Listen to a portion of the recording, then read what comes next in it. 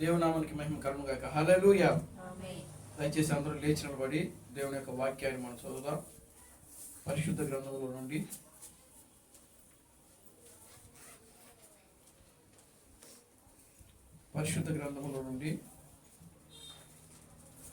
యోబు గ్రంథము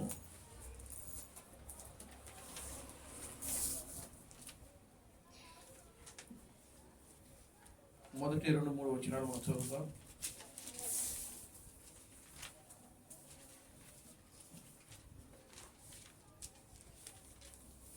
పరిశుద్ధ గ్రంథంలో నుండి యోబు గ్రంథము 1-2-3 వచనాలు మనం చదువుతాం.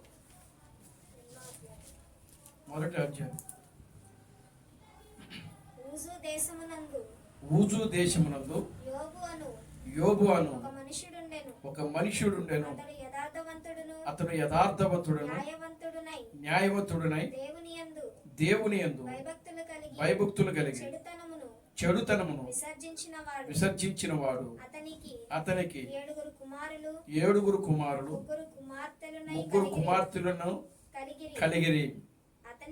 అతనికి 7,000 గొర్రెలను 3,000 ఒంటెలను 500 జతల ఎడ్లను 500 ఆడు గాడిదలను కలిగి బహుమంది పనివారును అతనికి ఆస్తిగా ఉండెను. కనుక తూర్పు దిక్కున జనులందరిలో అతడే గొప్పవాడుగా ఉండెను. చాలు, ప్రార్థన చేసుకుందాం. ఓ మమ్మల్ని మిక్కిలిగా ప్రేమించిన మా మంచి తండ్రి, జీవం గల దేవుడా, జీవాధిపతి, నిన్న నేడు నిరంతరము ఒకటే రీతిగా ఉన్న మా పరమ తండ్రి, నా ప్రభు అయిన బ్రహ్మ క్రీస్తు నీ పవిత్రమైన పాదాలకు వందనాలు, స్తుతులు, స్తోత్రములు ప్రభువానికి స్తుతులు, స్తోత్రములు చెల్లిస్తున్నాము నాయన. ఓ నిశ్చయముగా నా తండ్రి, ఇప్పటి వరకు కూడా నాయన యొక్క ఆరాధన కార్యక్రమం అంతను కూడా ప్రభువా ఆది నుంచి అంతం వరకు క్రమముగాను మర్యాదగాను ఓ నీ నామమునకు నా తండ్రి మహిమకరముగా మీరు జరిగిస్తున్నందుకే మీకు వందనాలు, స్తుతులు, స్తోత్రములు ప్రభువా. చదవబడిన వాక్య భాగమును మీరు ఆశీర్వదించండి, దీవించమని మీ సన్నిధిలో ప్రార్థిస్తున్నాడు తండ్రి. ఓ ప్రభువా, నిశ్చయముగా నా తండ్రి నీ వాక్యములో రాయబడింది ప్రభువా, మనుష్యుడు రొట్టె వలన మాత్రమే జీవించడు గాని దేవుని నోట నుండి వచ్చు ప్రతి మాట వలన జీవించునని నీ వాక్యములో రాయబడింది ప్రభువా. నీ వాక్యము నా పాదములకు దీపము, నా త్రోవలకు వెలుగునై ఉన్నదని నీ వాక్యములో రాయబడింది ప్రభువా. నీ వాక్యము నన్ను బ్రతికించుచున్నది, నా బాధలలో అదే నాకు నెమ్మదిని కలిగించుతున్నదని నీ వాక్యములో రాయబడింది కనుక నాయన నీ వాక్యములో రాయబడి ఉంది ప్రభువా. నిశ్చయముగా నా ప్రభువా, ఈ మధ్యాహ్న సమయంలో చదవబడిన ఈ వాక్య భాగమును మీరు ఆశీర్వదించండి, దీవించండి. ఈ వాక్య భాగములను ప్రభువా మీరే మాతో మాట్లాడి మీరు మమ్మల్ని బలపరచమని మీ సన్నిధిలో ప్రార్థిస్తున్నారు. మా ఆత్మీయ జీవితాలను మీరు బలపరచమని మీ సన్నిధిలో ప్రార్థిస్తున్నారు. నిశ్చయముగా నా తండ్రి, మా ఆత్మీయ జీవితాలను మీరు సరిచేయమని మీ సన్నిధిలో ప్రార్థిస్తున్నారు. నీ వాక్యము ద్వారా ప్రభువా మా ఆత్మీయ జీవితాలు సరిచేయండి. ఓ నాయన, నీ వాక్యము ద్వారా నా తండ్రి మీరు మమ్మల్ని బలపరిచి ముందుకు నడిపించండి నాయన. ఓ ప్రభువా సహాయం చేయండి ప్రభువా. సమస్త ఘనత మహిమలు మీరు తెచ్చుకోండి. జీవం కలిగిన నా ప్రభు అయిన క్రీస్తు బ్రహ్మనుని సర్వశక్తి కలిగిన నామములో ప్రార్థించి స్తుతించి వేడుకొనుచున్నాము. ఆమేన్. అందరూ కూర్చోండి.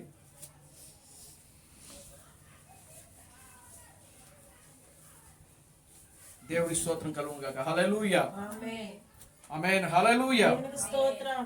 హల్లెలూయా. హల్లెలూయా. హల్లెలూయా. హల్లెలూయా. Praise the lord. మన ప్రభువును రక్షకుడును విమోచకుడైన ప్రభు అయిన క్రీస్తు బ్రహ్మకి నామములో మీ అందరికీ నా వందనాలండి. అందరికీ వందనాలు. దేవుడు గడచినటువంటి ఆదివారం నుంచి నేటి ఆదివారపు ఆరాధన కార్యక్రమం వరకు కూడా దేవుడు మనలను కాపాడి, మనలను రక్షించి, మనలను బ్రతికించి, మనలను ఆయన సజీవులుగా ఉంచుతున్నాడు. దేవునికి స్తోత్రం కలుగును గాక. హల్లెలూయా. ఆమేన్. ఆమేన్. హల్లెలూయా. ఆమేన్. హల్లెలూయా. ఆమేన్.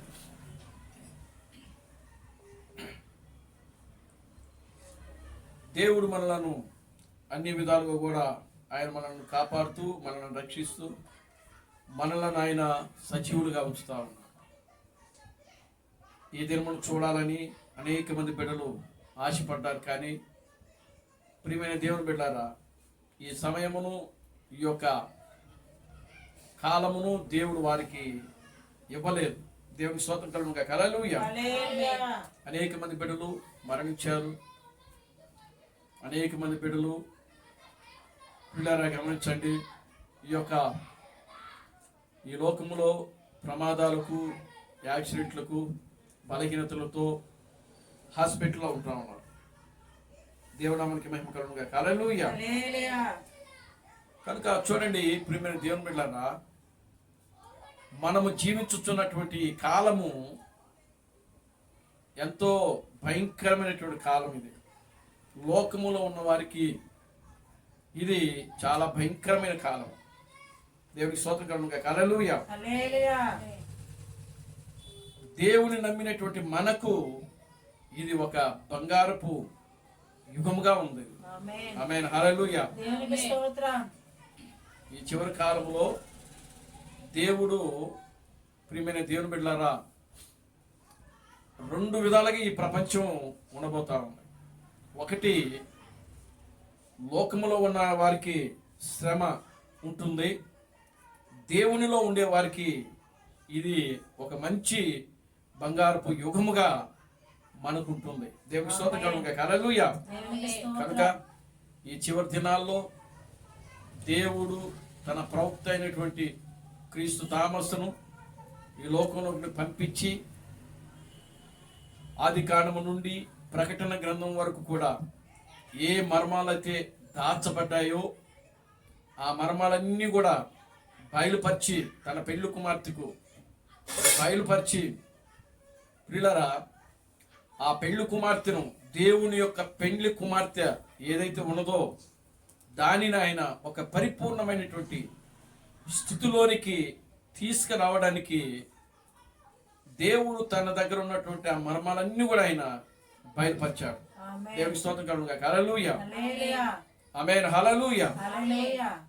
కనుక ఇప్పుడు ఈ లోకంలో ప్రియులారా గమనించండి, మనమే ఈ లోకంలో క్రీస్తులుగాను దేవుళ్ళుగాను దేవుడు మనలను నియమించాడు. ఆమేన్. హల్లెలూయా. దేవునికి స్తోత్రం. Glory to God. హల్లెలూయా. ఆమేన్. ఈ లోకానికి ఇప్పుడు మనమే క్రీస్తులుగాను దేవునిగా దేవుళ్ళుగాను ఉన్నాం. నియమించాడు.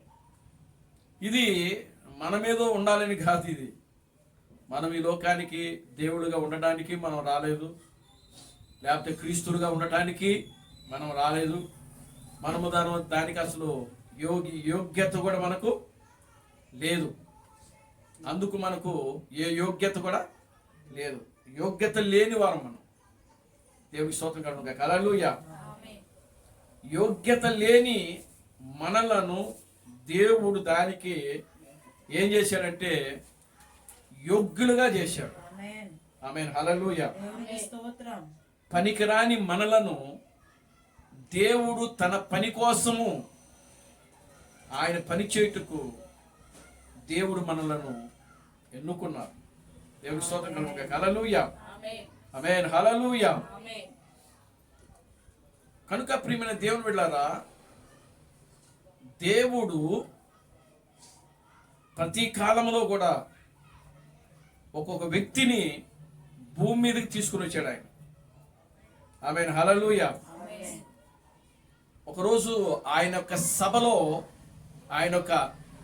దేవుడు పరలోకములో ఒక సభను ఏర్పాటు చేశాడు. దేవునికి స్తోత్రం కలుగును గాక. హల్లెలూయా. ఆమేన్.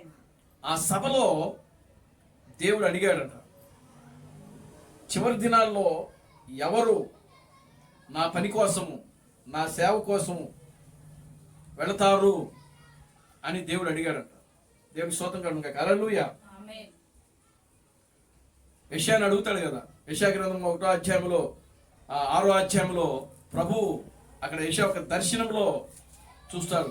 అక్కడ ఏమంటాడంటే చూడండి ఆ అధ్యాయాన్ని, యెషయా గ్రంథము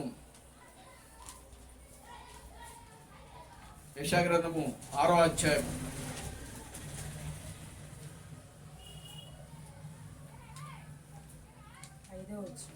చదవండి. నేను అయ్యో అయ్యో నేను అపవిత్రమైన పెదవులు గలవాడును.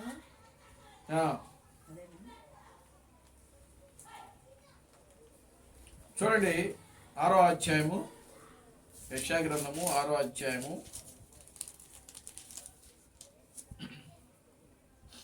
మొదటి నుంచి చదవండి. రాజైన ఉజ్జియా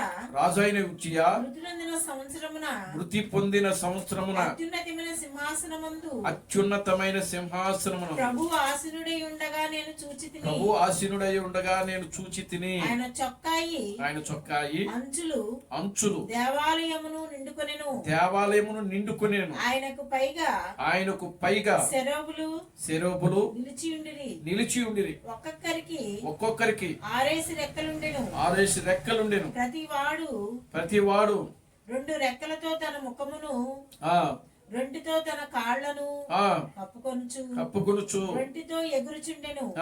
వారు సైన్యములకు అధిపతియగు యెహోవా పరిశుద్ధుడు పరిశుద్ధుడు పరిశుద్ధుడు, సర్వలోకము ఆయన మహిమతో నిండి ఉన్నది అని గొప్ప స్వరముతో గాన ప్రతిగానములు చేయుచుండిరి. చాలు. చూడండి 8వ వచనం చదవండి.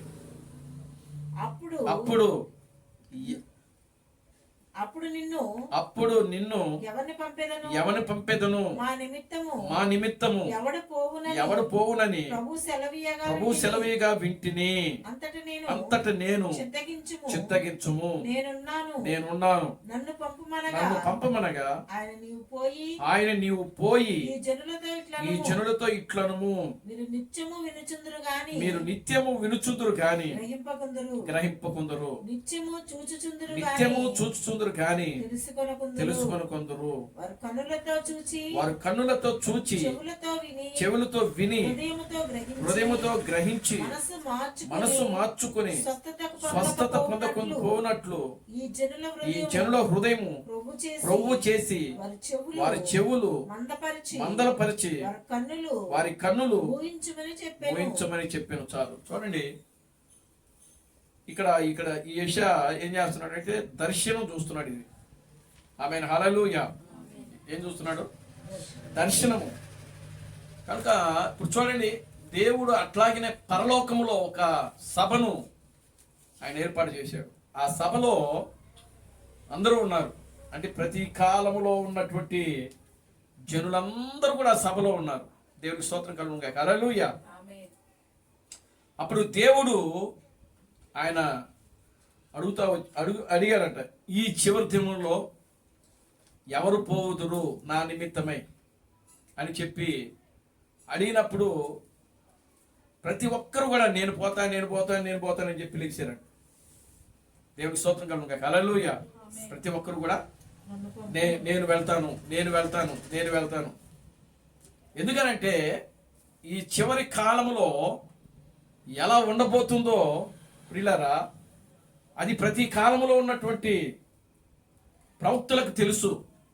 ఆమేన్, హల్లెలూయా. ఈ చివరి కాలంలో దేవుడు చేయబోయేటువంటి ప్రతి కార్యము ముందున్న ప్రవక్తలకు తెలుసు. దేవుని స్తోత్రం కలుగును గాక. హల్లెలూయా. దేవుడు ఏం చేయబోతున్నాడు, దేవుని ఆలోచన ఏమిటి, దేవుని ఉద్దేశం ఏమిటి, దేవునికి స్తోత్రం కలుగును గాక. హల్లెలూయా. ఆయన తలంపేంటి, చివరి కాలంలో ఉండిపోయేటువంటి జనులు అసలు ఎలా ఉండబోతున్నారు వాళ్ళు అని చెప్పి దేవునికి తెలుసు, దేవునితో ఉన్న వారికి కూడా తెలుసు. ఆమేన్, హల్లెలూయా. అందుకనే ప్రతి కాలములో ఉన్నటువంటి ప్రతి ప్రవక్త కూడా ఈ చివరి కాలం కోసమే వాళ్ళు ఎదురు చూశారు. దేవునికి స్తోత్రం కలుగును గాక. హల్లెలూయా. ప్రతి ఒక్కరు కూడా ఈ చివరి కాలములో ఉండడానికి, ఈ చివరి కాలపు సంగతులను తెలుసుకోవడానికి వాళ్ళు ప్రయాసపడ్డారు ఆ రోజుల్లోనే. ఆమేన్, హల్లెలూయా. కనుక చూడండి, అప్పుడు దేవుడు ప్రియులారా గమనించండి, అందరినీ కూడా ఎవరు వెళ్తారు నా నిమిత్తం?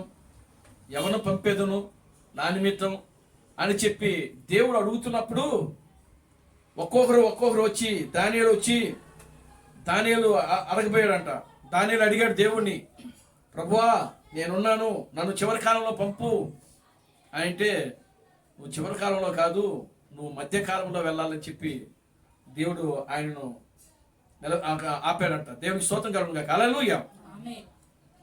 చూడండి, ప్రతి కాలంలో కూడా, ప్రతి కాలంలో ప్రతి ప్రవక్త, నోవాహు ఏమిటి, లేకపోతే అబ్రహాం ఏంటి, మోషే ఏమిటి, దావీదు ఏమిటి, సొలొమోను ఏమిటి, ప్రతి ఒక్కరు కూడా ప్రియులారా నేనున్నాను నన్ను పంపు, నేనున్నాను నన్ను పంపు. యెషయా కూడా అదే అడుగుతున్నాడు ఇక్కడ, నేనున్నాను నన్ను పంపు అని చెప్పి అడిగినప్పుడు దేవుడు మీరెవ్వరు కూడా దానికి యోగ్యులు కాదని చెప్పాడు. దేవుడి స్తోత్రం కలుగును గాక. హల్లెలూయా. ఆమేన్. హల్లెలూయా. ఎందుకు అని అంటే దావీదు అన్నాడంట, దావీదు వచ్చి ప్రభువా నేను చిన్నతనం నుంచే నీ యందు భయము భక్తి కలిగి జీవించాను కదా, నీ యందు నేను యథార్థముగా ఉన్నాను కదా, నీ యందు నేను ఇదిగో చిన్నతనం నుంచే నీ యందు నేను భయం కలిగి భక్తి కలిగి యథార్థత కలిగి నేను జీవించాను కదా, ఇదిగో నువ్వు నన్ను హెచ్చించి రాజుగా చేసావు కదా, ఓ ఈ చివరి దినాల్లో కూడా నన్ను పంపించు అని అంటే దావీదు అన్నాడు, నువ్వు ఎన్నో యుద్ధాలు చేశావు. చూడండి, ఎన్నో యుద్ధాలు చేసి అనేక మంది ప్రియులారా గమనించండి, రాజులను చంపి ఆ రాజు యొక్క భార్యలను దావీదు ఏం చేసుకున్నాడు, తనకు భార్యలుగా చేసుకున్నాడు.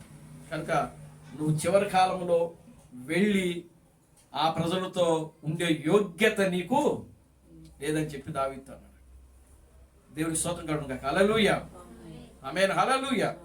కనుక అటువంటి ఒక గొప్ప బంగారపు యుగములో, ఈ యుగము సువర్ణ యుగం ఇది. ఏ యుగం అది? సువర్ణ యుగం ఇది. ఒక బంగారపు యుగం ఇది. బంగారపు యుగములో, ఒక సువర్ణపు యుగములో మనము జీవిస్తున్నాం. ఈ సువర్ణపు యుగములో జీవించుచున్న మనము ప్రియులారా దేవుని యందు దేవుడు మనకిచ్చినటువంటి ఆ రక్షణ, ఆ విమోచన మనం ఏది కూడా కోల్పోకుండా దాన్ని కాపాడుకుంటూ మన జీవితంలో మనం ఏం చేయాలంటే ముందుకు సాగుతూ ఉండాలి. దేవుని స్తోత్రం కలుగును గాక. హల్లెలూయా. ఆమేన్. హల్లెలూయా. చూడండి, క్రీస్తు అబ్రహాము తన యొక్క వర్తమానంలో ఆయన ఒక మాట చెప్పాడు రాబిన్ పిట్ట గురించి. దేవుని స్తోత్రం కలుగును గాక. హల్లెలూయా. ఏ పిట్ట అండి? రాబిన్ పిట్ట. ఆమేన్. హల్లెలూయా. చూడండి, ఆయనకు రాబిన్ పిట్ట అంటే చాలా ఇష్టం అంట. ఎందుకు రాబిన్ పిట్ట అంటే ఆయనకి ఇష్టం? ఆయన పుట్టక ముందు వాళ్ళ ఇంటి ముందు ఒక చెట్టు ఉంది. ఆ చెట్టు మీద అది ఎప్పుడు కూడా ఏం చేస్తుంటుందంటే అరుస్తూ ఉంటుంది. దేవుని స్తోత్రం కలుగును గాక. హల్లెలూయా. ఆయన పుట్టేటప్పుడు కూడా ఆయన యొక్క తల్లి ఎల్లా చార్లెస్ బ్రెన్హాము ఆమె గర్భంతో ఉండి ఆ యొక్క ప్రసవ నొప్పులతో ఇంట్లో ఉన్నప్పుడు ఆమెతో పాటు ఇంకా 2-3 స్త్రీలు ఆ ఇంట్లో ఉన్నారు. ఆ ఇంట్లో ఉన్నప్పుడు వాళ్ళ ఇంటిని ఆనుకుని ఒక చెట్టు ఉంది. క్రీస్తు బ్రెన్హాము ఆయన ఇల్లును ఆనుకుని ఒక చెట్టు ఉంది. ఆ చెట్టు మీద ఈ రాబిన్ పిట్ట కూస్తూ ఉందట. దేవుని స్తోత్రం కలుగును గాక. హల్లెలూయా. ఆయన పుట్టేంత వరకు కూడా ఆ పిట్ట ఏం చేస్తుందంట, అక్కడ నిలబడి కూస్తున్నా. అందుకనే ఆ రాబిన్ పిట్ట అంటే క్రీస్తు బ్రెన్హాముకు చాలా ఇష్టం. ఆమేన్. హల్లెలూయా. చూడండి ప్రియులారా, గమనించండి, కొద్ది క్షణాల క్రితము నేను రోడ్డు మీద నడుస్తున్నాడంట. ఆయన ఒక దినాన క్రీస్తు బ్రెన్హాము రోడ్డు మీద నడుస్తూ ఉన్నాడు. నడుస్తూ ఉన్నప్పుడు చూడండి, ఈ పిట్ట కూస్తూ ఉందంట. అంటే ఆయన పెద్దవాడైనప్పుడు కూడా, ఆయన పరిచయం చేస్తున్నప్పుడు కూడా ఈ రాబిన్ పిట్ట ఆయన్ను విడిచిపెట్టల. దేవునికి స్తోత్రం కలుగును గాక. హల్లెలూయా. రాబిన్ పిట్ట విడిచిపెట్టల. ఆయన అదేం చేస్తూ ఉంది, వెంబడిస్తూనే ఉంది. అంటే ఆయన వెంబడిస్తూ ఆయన ఏం చేస్తుందంటే అది గమనిస్తూ ఆయన ఉన్న దగ్గరల్లో కూడా అదేం చేస్తుంది, తన యొక్క రాగాన్ని అది వినిపిస్తా ఉందంట. దేవునికి స్తోత్రం కలుగుగాక. హల్లెలూయా. అది ఆ విధంగా తన యొక్క రాగాన్ని వినిపిస్తున్నప్పుడు క్రీస్తు అబ్రహాము ఆలోచన చేస్తూ ఉండేవాడట. ఆయన దేవుని నామానికి మహిమ కలుగుగాక. హల్లెలూయా. చూడండి ప్రియులారా, గమనించండి, ఆయన ఆలోచనలు చేస్తూ ఉండేవాడంట. ఆమేన్. హల్లెలూయా. చూడండి, అది ఎటువంటి సమయమైనా సరే, ఎటువంటి సమయమైనా సరే, అది పగలు కావచ్చు, రాత్రి కావచ్చు, లేకపోతే ఉదయం కావచ్చు, ఏ సమయంలో అయినా సరే, ఒకవేళ క్రీస్తు అబ్రహాము అది ఆయన రోడ్డు మీద నడుచుకుంటూ వెళ్తున్నా, లేకపోతే కారులో వెళ్తున్నా, లేకపోతే ఆయన ఎక్కడైనా ఉన్నా సరే, ఆ ప్రాంతంలో ఆ సరెండర్లో అదేం చేస్తూ ఉందంటే దాని యొక్క రాగాన్ని వినిపిస్తూ ఆయనను ఏం చేస్తూ ఉందంటే అది వెంబడిస్తూ ఉన్నదంట. దేవుని స్తోత్రం కలుగుగాక. హల్లెలూయా. అందుకే అదంటే చాలా ఇష్టం అంట ఆయనకి. దేవుని నామానికి మహిమ కలుగుగాక. హల్లెలూయా. యేసుక్రీస్తును సిలువ వేసినప్పుడు ఈ రాబిని పిట్ట ఎక్కడ ఉందంటే సిలువ మీద ఉందంట. దేవునికి స్తోత్రం కలుగుగాక. హల్లెలూయా. రాబిని పిట్ట ఎక్కడ ఉంది? సిలువ మీద ఉంది. అందుకని యేసుక్రీస్తు చనిపోయినప్పుడు ఎవరు లేరు కదా, దగ్గర ఎవరు లేరు, అందరూ కూడా దూరంగా ఉన్నారు.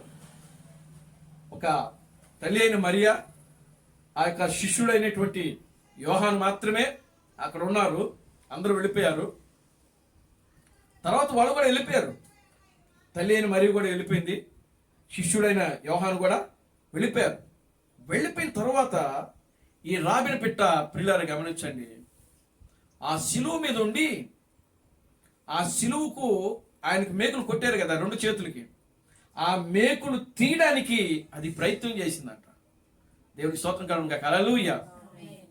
ఒక పక్షి చూడండి, ఒక పక్షి అది ఎంత ఉంటుంది రాబిని పిట్ట అంటే చాలా చిన్నది. అది ఏమండి, ఒక పిల్లల ఒక మేకును తీయడానికి అది దాని యొక్క ప్రయత్నాలన్నీ కూడా చేస్తుందంట.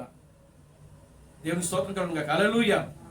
యేసుక్రీస్తుకు ఆ తలకు ముళ్ళ కిరీటం ఉంటే ఆ ముళ్ళ కిరీటం తీయడానికి అది ప్రయత్నం చేసిందంట. ఆమేన్. హల్లెలూయా. ఎందుకనంటే దానిని సృష్టించిన సృష్టికర్త ఆయన. ఆమేన్. హల్లెలూయా. ఆ పిట్టను సృష్టించినటువంటి సృష్టికర్త ఆ రాబిని పిట్ట ఆయన బాధపడటము, ఆయన దుఃఖపడటము, ఆ ముళ్ళ కిరీటం ధరించడము, ఆ మేకులతో కొట్టబడటము ఏ మాత్రము కూడా రాబిని పిట్టకి ఇష్టము లేదు, తట్టుకోలేకపోతుంది. అయ్యో, నా సృష్టికర్త భూమికి ఆకాశానికి మధ్యలో వేలాడుతున్నాడే, ఓ రక్తధారలు, రక్తం కారిపోతుంది, నా విమోచకుడు, నా సృష్టికర్త, నా రక్షకుడు ఓ భూమికి ఆకాశానికి మధ్యలో వేలాడుతున్నాడే అని చెప్పి ఆ బాధతో అది ఏం చేస్తున్నారంటే అటు ఎగిరి ఇటు ఎగిరి అటు తిరుగుతూ ఈ యొక్క చేయి మీద నుంచి ఆ చేయి మీదకి, ఆ చేయి మీద నుంచి ఈ చేయి మీదకి ఎగురుతూ ఆ మేకులు తీయడానికి అది ప్రయత్నం చేస్తా ఉన్నట్ట. ఆ ముళ్ళ కిరీటం తీయడానికి అది పిల్లలు గమనించండి ప్రయత్నం చేసిందంట. అది అటు అటు తిరగటంలో దానికి ఆ ముందున్నటువంటి ఆ బాడీకి అంటే ఆ రొమ్ములకు ప్రియులరా క్రీస్తు యొక్క రక్తము అంటుకుందంట. దేవునికి స్తోత్రం కలుగుగాక. హల్లెలూయా. ఏమంటుకుంది? క్రీస్తు యొక్క రక్తము. ఆమేన్. హల్లెలూయా. అప్పుడు ఆ రాబిని పిట్ట అనుకున్నదంట. ఏమనుకున్నదంటే, ఓ నేను క్రీస్తు యొక్క రక్తమును నేను ధరించాను, ఆ యొక్క క్రీస్తు యొక్క రక్తమే నాకు రక్షణ కవచముగా ఉన్నది అని చెప్పి పిల్లరా గమనించండి, అది ఎంతో సంతోషంతో సంబరపంతో ఆ యొక్క పిట్ట అక్కడ కూస్తూ గంతులు వేస్తూ అలా సంచరించిందంట. దేవుని నామానికి మహిమ కలుగుగాక. హల్లెలూయా. ఎందుకనంటే క్రీస్తు అబ్రహాము ఇది ఎందుకు చెప్పాడు అని అంటే, చూడండి పిల్లరా గమనించండి, పక్షులు క్రీస్తును దేవుని గుర్తిస్తాయని ఒక యెషయా గ్రంథం 1వ అధ్యాయంలో రాయబడింది. దేవుని నామానికి మహిమ కలుగును గాక. హల్లెలూయా. ఏమండి, ఈ సృష్టిలో దేవుడు ఒక మానవ శరీరంగా ఉన్నప్పుడు, ఈ భూమి మీద దేవుడు మానవ శరీరంలో ఉన్నప్పుడు ముందు మనుషుల కంటే కూడా ఎవరు ఆయన గుర్తిస్తాయి అని అంటే పక్షులు గుర్తిస్తాయి. అందుకే చూడండి, యేసుక్రీస్తు సిలువ వేయబడినప్పుడు సూర్యుడు ఏమైపోయాడు? నలుపు అయిపోయాడు. ఏమండి, సూర్యుడు ఎలా మారిపోయాడు? నలుపు అయిపోయాడు. దేవుని స్తోత్రం కలుగును గాక. హల్లెలూయా. చంద్రుడు ఏమైపోయాడు? ఎర్రగా మారిపోయాడు. ఎందుకు సూర్యుడు నడిపోయాడు? ఎందుకు చంద్రుడు ఎరుపైపోయాడు? నక్షత్రాలు రాలిపోయినాయి అప్పుడు. దేవుని స్తోత్రం కలుగును గాక. హల్లెలూయా. చూడండి, పెద్ద భూకంపం వచ్చింది అప్పుడు. ఎందుకు అనంటే భూమికి తెలుసు, సూర్యునికి తెలుసు, చంద్రునికి తెలుసు, ఆకాశానికి భూమికి మధ్యలో వేలాడది ఈ సృష్టికర్త అయిన దేవుడు అని చెప్పి, ప్రియులారా, భూమికి ఆకాశానికి తెలుసు. అందుకనే భూమి బ్రద్దలైంది. అక్కడ సూర్యుడు నలుపైపోయాడు, చంద్రుడు ఎలుపైపోయాడు, ఆకాశపు పక్షులు అరిచాయి. ఎవరి స్తోత్రం కలుగును గాక. హల్లెలూయా. ఆకాశపు పక్షులు అరిచాయి. దేవునామానికి మహిమ కలుగును గాక. హల్లెలూయా. కానీ మనుషులు మాత్రము ఆయన దేవుడని, ఆయన క్రీస్తు అని మనుషులు ఏమైనా గ్రహించలేని స్థితిలో ఉన్నారు. దేవునికి స్తోత్రం కలుగును గాక. హల్లెలూయా. కనుక ప్రియమైన దేవుని బిడ్డలారా, అందుకనే క్రీస్తు బ్రహ్మము ఈ భూమి మీదకి వచ్చినప్పుడు, క్రీస్తు తన యొక్క రెండవ రాకడలో ఈ భూమి మీదకి వచ్చినప్పుడు కూడా మొట్టమొదటిగా గుర్తించింది ఎవరు అని అంటే పక్షులు. దేవునికి స్తోత్రం కలుగును గాక. హల్లెలూయా. ఎవరు గుర్తించారు? పక్షులు. దేవునామానికి మహిమ కలుగును గాక. హల్లెలూయా.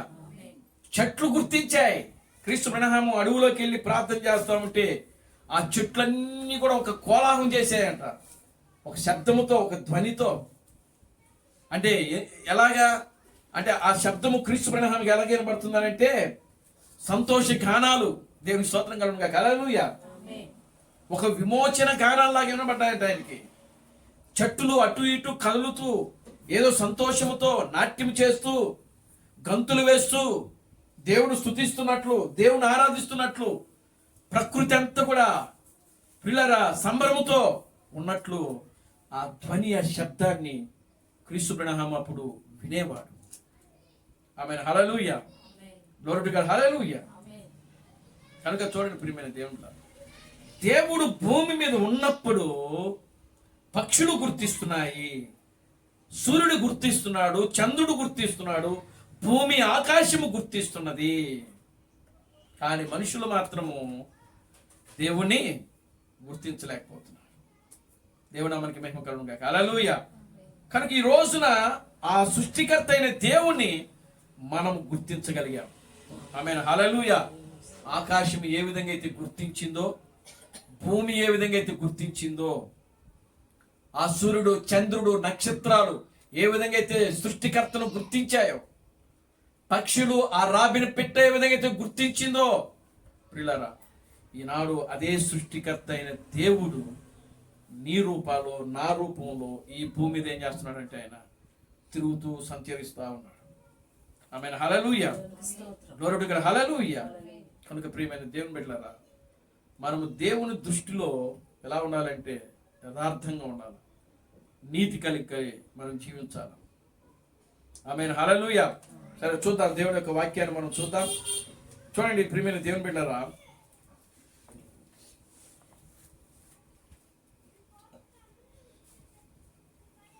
ఈ మధ్యాహ్న సమయంలో మనం ధ్యానం చేయబోయేటువంటి అంశం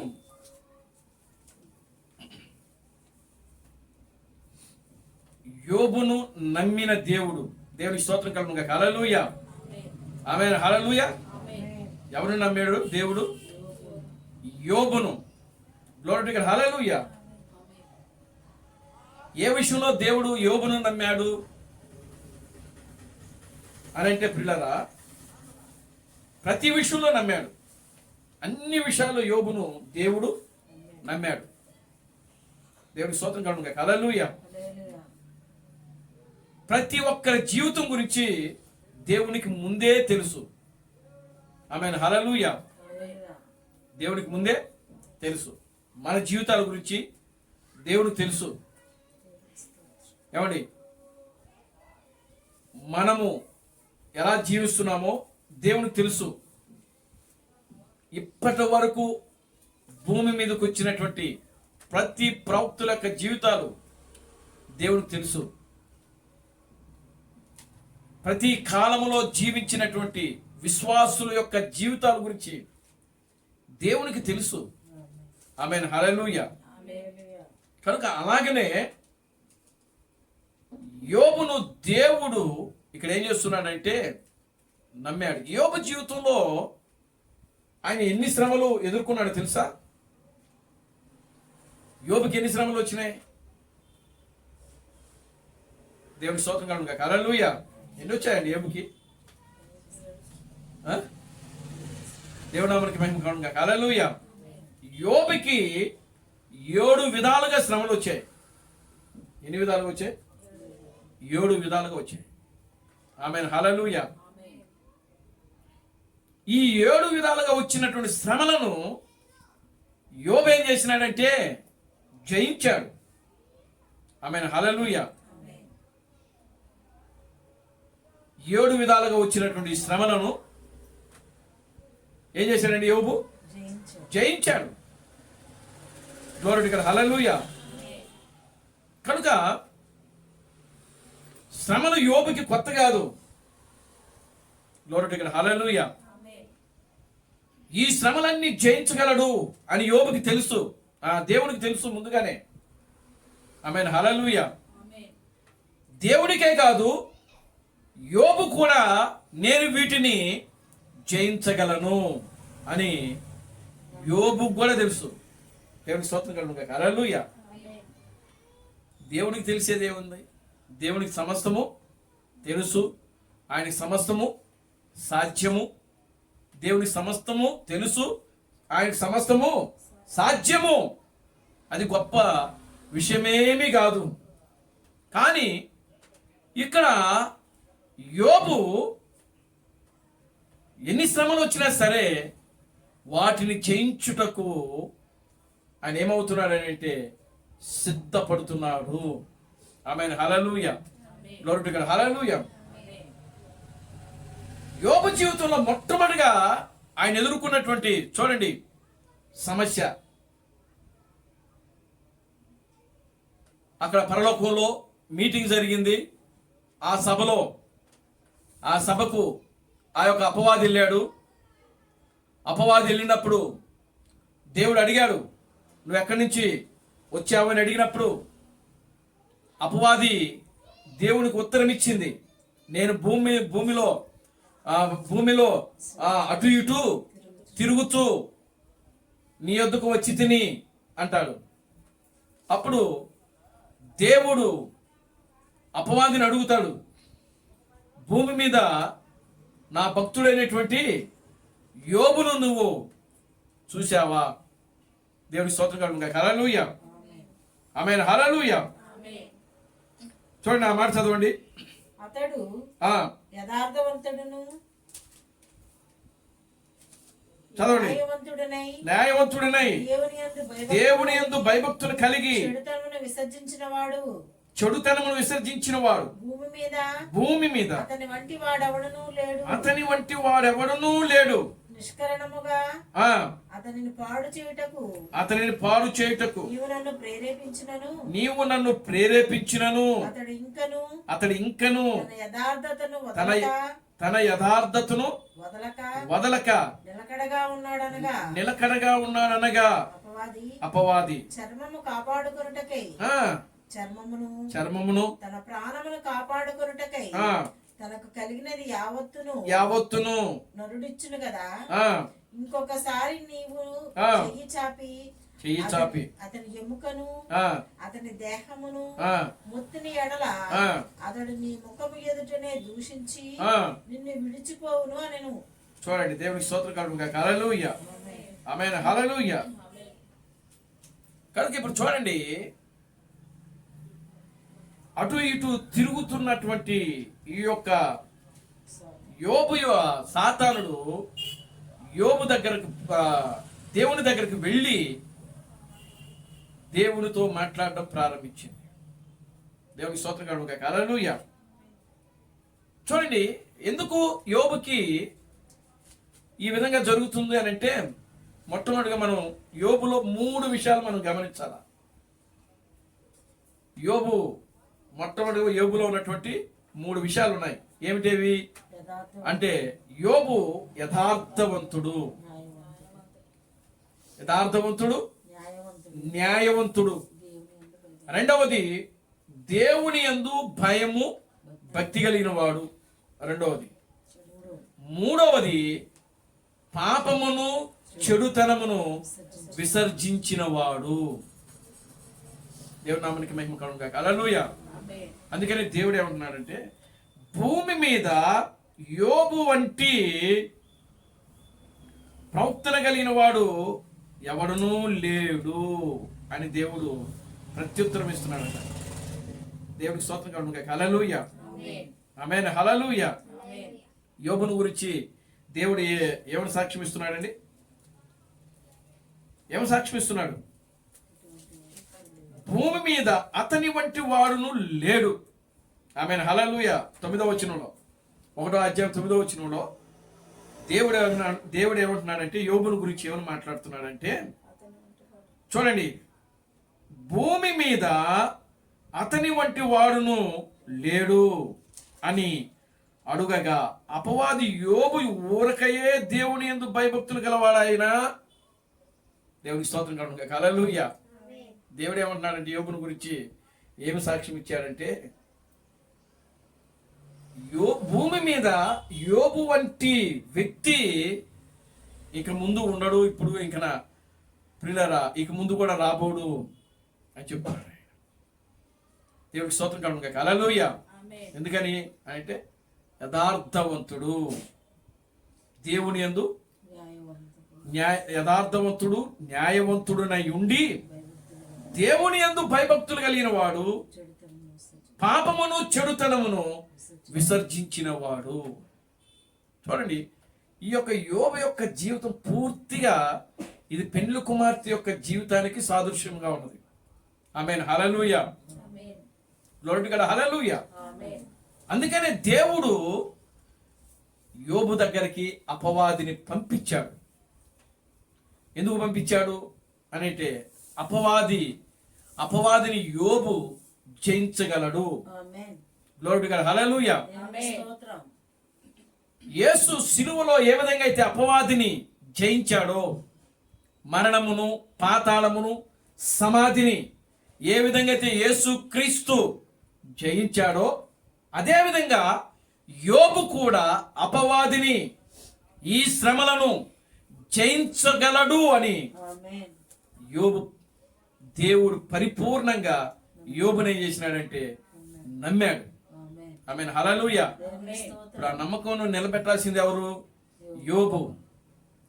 దేవుడు నమ్మినటువంటి ఆ నమ్మకమును, యోబును దేవుడు ఎంతైతే నమ్మాడో ఆ నమ్మకమును నిలబెట్టాల్సిన బాధ్యత ఎవరిది అని అంటే, యోబు ఇదిగో నీ దగ్గరికి నేను అపవాదిని పంపిస్తున్నాను, నువ్వు ఎదుర్కో అని ముందుగా దేవుడేమి యోబుకి చెప్పలా? ఏమని చెప్పాడా? చెప్పలా. అక్కడ చెప్పలా. దేవుడికి స్తోత్రం చెప్పడా? హల్లెలూయా. కనుక ఇప్పుడు చూడండి, యోబుకి అకస్మాత్తుగా హఠాత్తుగా వస్తున్న శ్రమలు ఇవి. తన జీవితంలో యోబు ఇలాంటి శ్రమలు ఎదుర్కొంటారని యోబు ఒకవేళ మనసులో ఆలోచన యోబుకు ఉండేది కాదు. దేవునికి స్తోత్రం కలుగును గాక. హల్లెలూయా. యోబు ఎన్నడూ కూడా ఆలోచించి ఉండడు. యోబు ఎన్నడూ కూడా ఆ తలంపు వచ్చి ఉండేది కాదు. అనుకోకుండా, అకస్మాత్తుగా, అక్కడ రాయబడింది తసత్తుగా, అంటే అకస్మాత్తుగా అని రాయబడింది అక్కడ. దేవుని నామానికి మహిమ కలుగును గాక. హల్లెలూయా. కనుక ఇప్పుడు చూడండి ప్రియమైన దేవుని బిడ్డలారా, పంపించాడు. యోబు దగ్గరికి అపవాదిని పంపించాడు. అపవాదిని పంపించినప్పుడు మొట్టమొదటిగా యోబు ఎదుర్కొన్నది ఏంటంటే, చూడండి, దేవుని స్తోత్రం కలుగును గాక. హల్లెలూయా. మొట్టమొదటిగా యోబు ఎదుర్కొన్నటువంటి ఆ శ్రమ ఏమిటంటే, ప్రియులారా గమనించండి, కాబట్టి 14వ వచనం. అపవాది యెహోవా సన్నిధి నుండి బయలు వెళ్ళి అరికాలు మొదలుకొని, అది కాదండి, 1వ అధ్యాయము 13వ వచనం నుంచి చదవండి. ఒక దినమున యోబు కుమారులను కుమార్తెలను తమ అన్న ఇంట భోజనము చేయుచు ద్రాక్షారసమును పానము చేయుచుండగా ఒక దూత అతని యొద్దకు వచ్చి ఎద్దులు నాగలి దున్నుచు గాడిదలు వాటి సమీపమున మేచుండగా షేబాయిలు వాటి మీద పడి వాటిని పట్టుకొని పోయి ఖడ్గముతో పనివారిని హతము చేసిరి. జరిగినది నీకు తెలియచేయుటకు నేనొక్కడినే తప్పించుకొని వచ్చి ఉన్నానని. అది మొదటి శ్రమ. దేవుడి స్తోత్రం కలుగును గాక. హల్లెలూయా. యోబు జీవితంలో మొట్టమొదటిగా యోబుకి ఎక్కడి నుంచి ప్రారంభమైందో తెలుసు? శ్రమలో మొట్టమొదటిగా ఆస్తి దగ్గర నుంచి ప్రారంభమైంది.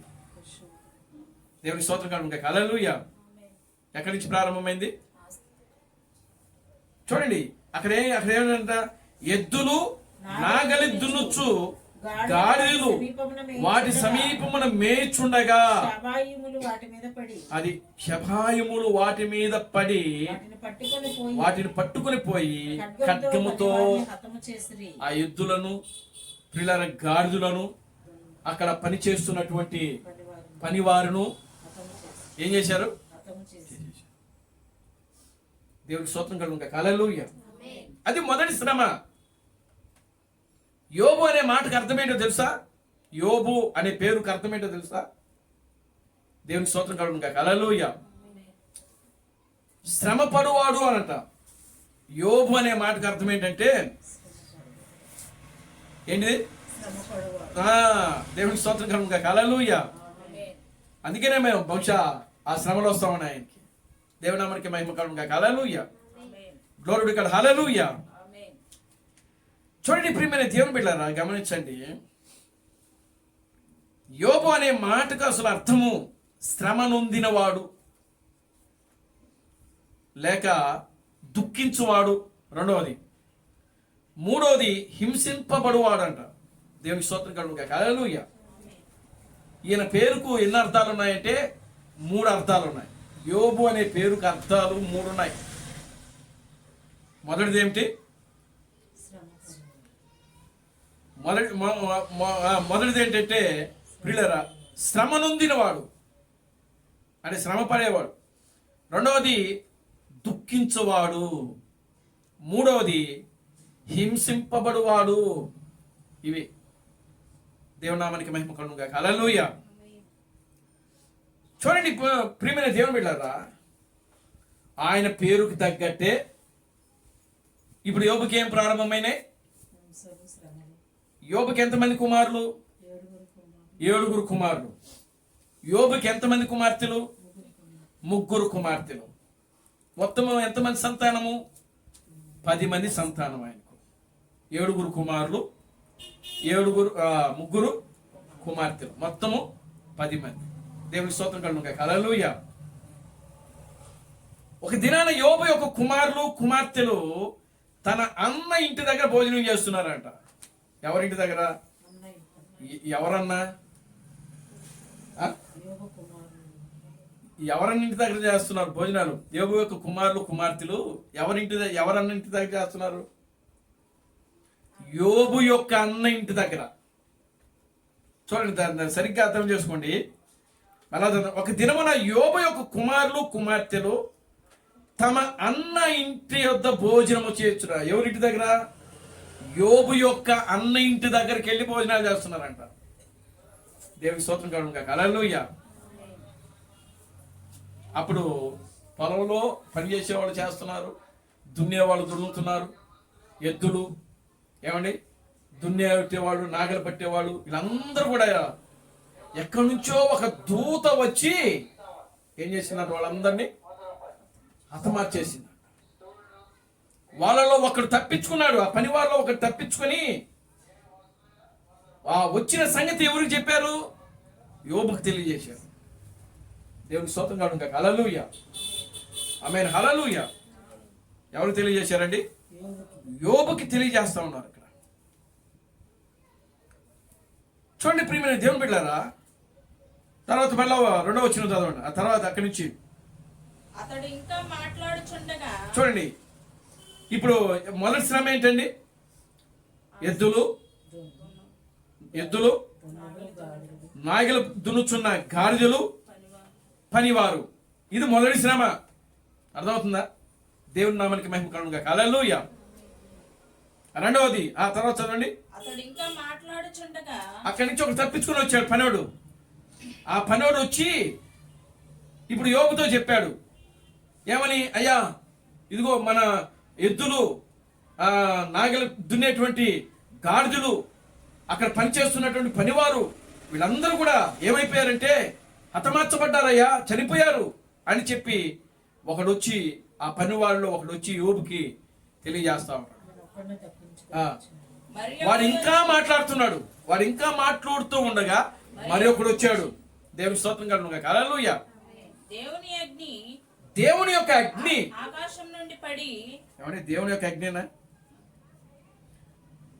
ఆ దేవుని అగ్ని ఆకాశము నుండి పడి గొర్రెలను పనివారిని రగులబెట్టి కాల్చివేసెను. 2వ శ్రమ ఏంటండి? గొర్రెలను పనివారిని. దేవునికి స్తోత్రం కలుగును గాక. హల్లెలూయా, ఆమేన్, హల్లెలూయా. గొర్రెలు, ఆ గొర్రెలు కాస్తున్నటువంటి పనివారు ఎవరైతే ఉన్నారో వారిని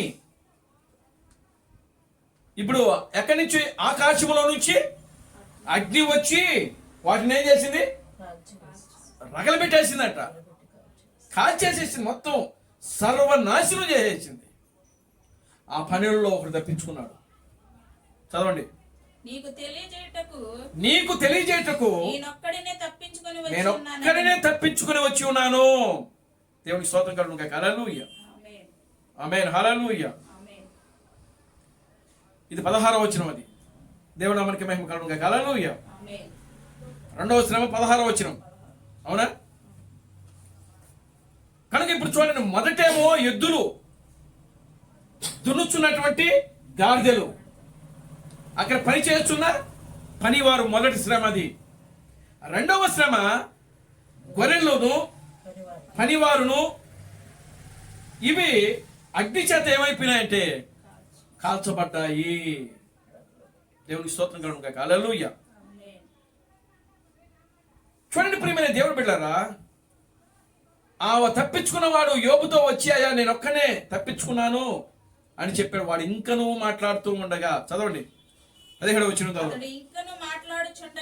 అతడు ఇంకనూ మాట్లాడుతూ ఉండగా మరి ఒకడు వచ్చి కల్దీయులు 3 సమూహములుగా వచ్చి ఒంటిల మీద పడి వాటిని కొనిపోయి ఖడ్గము చేత పనివారిని చంపిరి. చూడండి, ఇది 3వది. ఏమండి?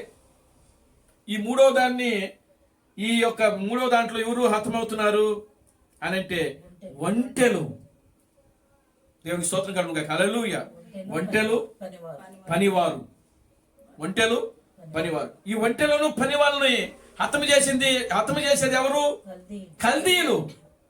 ఈ కల్దీయులు ఎన్ని సమూహములుగా వచ్చారు? 3 సమూహములుగా వచ్చారు. 7 కాదు, 3 సమూహములుగా వచ్చారు. అంటే ఒక్కొక్కరిని ఒక్కొక్క రకంగా ఇక్కడ ఏమైపోతుంది? ఒక్కొక్కరు వచ్చి హతం చేస్తున్నారు. మొదటేమో దూత వచ్చి ఎద్దులను, నాగలిని దున్నుచున్న ఆ యొక్క గాడిదలను ఒక దూత వచ్చి హతము చేస్తే,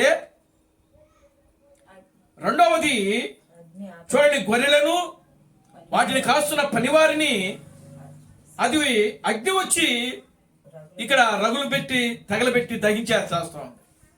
మూడవది ఈ యొక్క ఒంటెలను పనివారిని ఖడ్గము చేత కల్దీలు 3 సమూహములుగా వచ్చి ఏం చేస్తున్నారంటే హతమార్చేస్తున్నారు. దేవుని నామానికి మహిమ కలుగును గాక. హల్లెలూయా, గ్లోరీ టు గాడ్, హల్లెలూయా. చూడండి ప్రియమైన దేవుని బిడ్డలారా, కల్దీలు 3 సమూహములుగా వచ్చారంట. అంటే సమూహములకు ఎంతమంది ఉన్నారు అంటే ఇంచుమించుగా 1000 మంది ఉంటారు. ఒక సమూహములకు ఎంతమంది ఉంటారు? 1000 మంది. 1000 మంది అంటే ఎన్ని సమూహములు అక్కడ? 3 సమూహములు. 3 సమూహములు అంటే 3000 మంది. దేవుని స్తోత్రం కలుగును గాక. హల్లెలూయా. 3000 మంది వచ్చి ఇక్కడ యోబు యొక్క ఒంటెలను, ఆ పని వారిని, అక్కడ ఉన్న ఆస్తిని అంతా కూడా ఏం చేస్తున్నారంటే నాశనం చేసేస్తారు. ఆ పనివారిలో ఒకడు తప్పించుకొని వచ్చి యోబుకి ఈ విషయాన్ని తెలియజేశాడు. అయ్యా నా యజమానుడా, ఇదిగో కల్దీలు 3 సమూహములుగా వచ్చి మన ఒంటెలను, పనివారిని నాశనం చేసేస్తున్నారయ్యా, చంపేశారయ్యా అని చెప్పాడు. దేవుని స్తోత్రం కలుగును గాక. హల్లెలూయా, గ్లోరీ టు గాడ్, హల్లెలూయా. నేను ఒక్కడే నీకు ఈ విషయాన్ని తెలియజేయడానికి నేను ఒక్కడే వచ్చి వాడు ఇంకా నువ్వు మాట్లాడుతుండగా, తర్వాత చదవండి. అతడు మాట్లాడుతూ ఉండగా వేరొకడు వచ్చి నీ కుమారులను నీ కుమార్తెలను తమ అన్న ఇంట భోజనము చేయొచ్చు, ద్రాక్షారసము పానము చేయుచుండగా గొప్ప సుడిగాలి అరణ్య మార్గముగా వచ్చి ఆ ఇంటి 4 మూలలను పట్టగా అది యవ్వనుల మీద పడినందున వారు చనిపోయిరి. ఎంత భయంకరమైన కార్యాలండి. అంటే ఇప్పుడు చూడండి, శ్రమ వెంట శ్రమ కలుగుతుంది ఇక్కడ యోబుకి. ఏమండి, ఎలా వస్తుంది? ఎలా చూడండి, ఎలా వస్తుంది? శ్రమ వెంట శ్రమ. అంటే కోలుకునే అవకాశం ఇక్కడ ఏ మాత్రం కూడా యోబు ఊపిరి పీల్చుకోవడానికి అక్కడ అవకాశం లేదు యోబుకి. దేవుని స్తోత్రం కలుగును గాక. హల్లెలూయా. దెబ్బ మీద దెబ్బ పడుతుంది, దెబ్బ మీద దెబ్బ పడతా ఉంది యోబుకి. గాయం మీద ఇంకా గాయం ఏమవుతుంది? పెద్దదవుతా ఉంది, రెట్టింపు అవుతా ఉంది. ఆ పుండు, ఆ గాయము అదేమవుతుంది అంటే రెట్టింపు అవుతా ఉంది, పెద్దదైపోతా ఉంది. ఇప్పుడు ఇలా యోబుకి చూడండి, ఆ ఎద్దులు నాగలి దున్నే గాడిదలు పోతే ఆయన పెద్దగా పట్టించుకోవాలి. ఆయన అంటున్నాడు, సరే పోతే పోయినాలే అనుకున్నాడు ఆయన. దేవుడికి స్తోత్రం కలుగును గాక. హల్లెలూయా. రెండవది ప్రియులారా గమనించండి, ఆ గొర్రెలు పనివారు పోతే ఆయన అంతగా ఇబ్బంది పడలేదు. ఆయన సరే మళ్ళీ అవి సంపాదించుకోవచ్చు అనుకోవచ్చు. దేవుని స్తోత్రం కలుగును గాక. హల్లెలూయా. అంతే కదా, ఈ లోకంలో మనం ఏది పోయినా కూడా సంపాదించుకోగలం. ఆమేన్, హల్లెలూయా. తర్వాత మళ్ళా ఏమైంది? ఒంటిలు పోయినాయి, పనివారు బహుశా నా ఉద్దేశం ప్రకారం యోబు అప్పుడు అంతగా పెద్దగా చెల్లించలేదు, బాధపడలేదు ఆయన. అవన్నీ కూడా మళ్ళీ తిరిగి మనము సంపాదించుకోవచ్చు. దేవుని స్తోత్రం కలుగును గాక. హల్లెలూయా. ఇప్పుడు 4వ శ్రమ ఏంటేమిటి అని అంటే, పిల్లల కుమారులు కుమార్తెలు ఎప్పుడైతే నలుమూలల నుండి సుడిగాలి వచ్చి ఆ ఇంటిని కొట్టిందో, ఆ ఇంట్లో ఆ 7 కుమారులు 3 కుమార్తెలు మరణించారు. అక్కడి నుంచి ఆ పనివాడు వచ్చి యోబుకి తెలియజేశాడు, నా యజమానుడా, ఇదిగో ఒక సుడిగాలి వచ్చి నీ అన్న ఇంటి దగ్గర నీ కుమారులు కుమార్తెలు భోజనం చేస్తూ ఉండగా సుడిగాలి ఒకటి వచ్చి ఆ నలుమూలల కొట్టగా ఆ యవనస్తుల మీద పడిపోయింది, వాళ్ళు చనిపోయారు. అప్పుడు బట్టలు దించుకున్నాడు. యోబు యొక్క హృదయము పగిలిపోయింది. యోబు యొక్క గుండె బద్దలైంది. దేవునికి స్తోత్రం కలుగును గాక. హల్లెలూయా. నిజంగా చూడండి ప్రియులారా, గమనించండి. ఎంత బాధపడి ఉంటాడు, ఎంత దుఃఖము, ఎంత వేదన. ఏమండి? దేవునికి స్తోత్రం కలుగును గాక. హల్లెలూయా. నిజంగా ఊపిరి పీల్చుకోవడానికి కూడా నిజంగా ఆ సమయంలో ప్రియులారా, ఇంకా వేరే వేరే వ్యక్తులు అయితే ఏమైపోతారు అని అంటే చనిపోతారు. హార్ట్ అటాక్ వచ్చేస్తుంది. దేవునికి స్తోత్రం కలుగును గాక. హల్లెలూయా. 7 కుమారులు ఒక్కసారే, 3 కుమార్తెలు ఒకే రోజు ఒకే స్థలములో ఒకేసారి హతమయ్యారు అని అంటే ప్రియులారా, ఆ తండ్రికి ఎలా ఉంటుంది? దేవునామానికి మహిమ కలుగును గాక. హల్లెలూయా. Glory to God. హల్లెలూయా. అంతగా ప్రియులారా యోబు కొట్టబడుతున్నాడు. ఇక్కడ యోబుని దేవుడు ఏం చేస్తున్నాడంటే పిండుతున్నాడు. ఇక్కడ దేవునికి స్తోత్రం కలుగును గాక. హల్లెలూయా.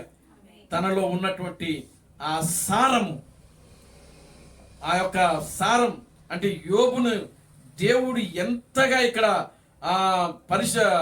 పరిశీలించాలనుకుంటున్నాడో, పరీక్షించాలనుకుంటున్నాడు, అంతగా దేవుడు యోబును పరిశీలించి పరీక్షిస్తున్నాడు. ఇక్కడ కొడుతున్నాడు దేవుడు.